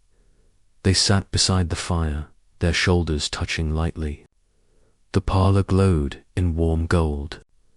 The rescued woman slept. The cat curled near Clara's feet. Snow whispered across the glass. Hours passed in calm silence. Then a new sound echoed through the house, a slow creak overhead. Clara lifted her head. Upstairs. Edwin listened. Another creak. Then the soft thud of something shifting in the study. He stood and moved to the stairs, with Clara right behind him. The candles flickered. A faint breeze drifted down the steps. They reached the landing. The study door stood open again. Edwin entered first. The room held cold air but no fear. Moonlight drifted across the floor through thin cracks in the shutters. He saw a book on the desk, closed but moved from its earlier place. Clara pointed. "Was that there before?" "No," Edwin whispered. He approached the desk. The book's spine carried faint indentations from fingers pressing against it. He opened it gently. On the inside cover, a small blot of dried ink marked the page. His wife had used that same ink on a winter night years ago. A single page lay folded inside the front. He pulled it free and opened it. His wife's handwriting filled the page. Do not spend your winters alone. Open the door. Open the window. Open your heart. Someone will walk beside you. Clara placed her hand on his shoulder. She knew you. She guided me, he said. She still does. Edwin folded the page and placed it with the other items downstairs. They returned to the parlor, carrying the quiet warmth of the message with them. The fire glowed. The candles softened. Dawn crept into the edges of the night, faint and pale. Edwin looked at Clara. She wanted me to live again. Clara pressed her forehead lightly against his shoulder. You are living. He wrapped his arm around her. She leaned into him without hesitation. As the sky lightened, the last candle flickered out in gentle surrender. The night of visits ended. The world held stillness again, but a different kind, now one made of warmth instead of grief. Edwin whispered, "This Christmas will be the beginning." Clara smiled. For both of us, the fire continued to burn. Dawn drew its first thin line across the window, soft and pale, weaving through the frost like a slow breath. The rescued woman still slept in calm rhythm near the hearth. Clara rested in the armchair, her eyes half open, watching the fire with steady attention. Edwin stood at the window, looking at the soft glow spreading over the snow-covered lane. The long night had passed, yet its memory held strong in the air. He felt no weight pressing on his chest, only warmth, only quiet. Clara rose and joined him. It is morning, yes, Edwin whispered, a new one. The lane shone under the early light. The tracks left from visitors softened as snow settled into them. The world outside no longer looked haunted or uncertain. It looked peaceful, awake, a place ready to begin again. Clara touched the glass. Your home feels different. Edwin nodded. Because I changed. Clara turned to him. And you changed me. He held her gaze with honesty. I am grateful you stepped through my door. Clara smiled softly. I followed the candles. Edwin looked at the windowsill where the last wax from the burned candles had hardened into small ridges. The tradition saved me tonight, and it welcomed you. Clara glanced toward the hearth, and it welcomed her. She gestured to the sleeping traveller. She will wake soon. Edwin walked to the table where all the objects from the night rested together. The locket, the pressed flower, the charm, the recipe, the holly, the note, the book, the folded message from the study, each one shone in the soft dawn light. He touched each item with reverent fingers. These carried her voice. Clara stood beside him. She spoke through kindness, through visitors, through memory. Edwin lifted the locket. It felt warm, familiar. He closed his hand around it. This time, the memory does not hurt. Clara placed her hand on his arm. It healed. A faint sound stirred near the hearth. The woman began to wake. She lifted her head with slow effort and blinked toward the fire. Edwin and Clara stepped closer. How do you feel? Clara asked gently. The woman stretched her fingers, warm, alive. She looked at them with gratitude. You saved me. You saved yourself by reaching us, Edwin replied. You still had strength. She sat up fully. My sister's home is downriver. I must reach her by afternoon. I hoped to surprise her. Clara smiled. You will surprise her, but you must eat first. Edwin prepared a small tray of bread from the loaf the man gave them, warm broth, and a bit of dried fruit. The woman accepted each piece with slow appreciation. "You have blessed me more than you know," she said. Edwin shook his head. "The night blessed all of us." The woman wrapped her scarf with new steadiness. "I will never forget your kindness. If I pass this lane again, I will bring you a gift." Clara guided her to the door. "Travel gently. Stay near the main road. The snow is deep near the river." The woman nodded. She stepped outside into the soft morning light and turned back once. "Your home shines. Keep it shining." Edwin bowed his head. "We will." They watched her disappear down the lane, her footsteps confident and sure. Inside, Edwin and Clara cleaned the parlor with slow care. They folded blankets, brushed snow. From the rug added fresh coal to the fire, and placed each item from the night into a neat, deliberate arrangement on the table. Clara stepped back. They looked like chapters of a book. Edwin nodded. "Chapters she left for me." Clara touched the pressed flower. "This one feels strongest. She gave it to me on our wedding day," Edwin said. "It feels right to keep it here now." Clara sat in the armchair and warmed her hands by the fire. "What will you do with today?" Edwin took the letter he wrote for his daughter. "I will send this, and then I will start fresh." Clara looked up. "Start fresh?" "Yes," he said. "I want life to return to this house. I want voices inside it again, kind ones." Clara lowered her gaze. "I would like to stay, at least for a time."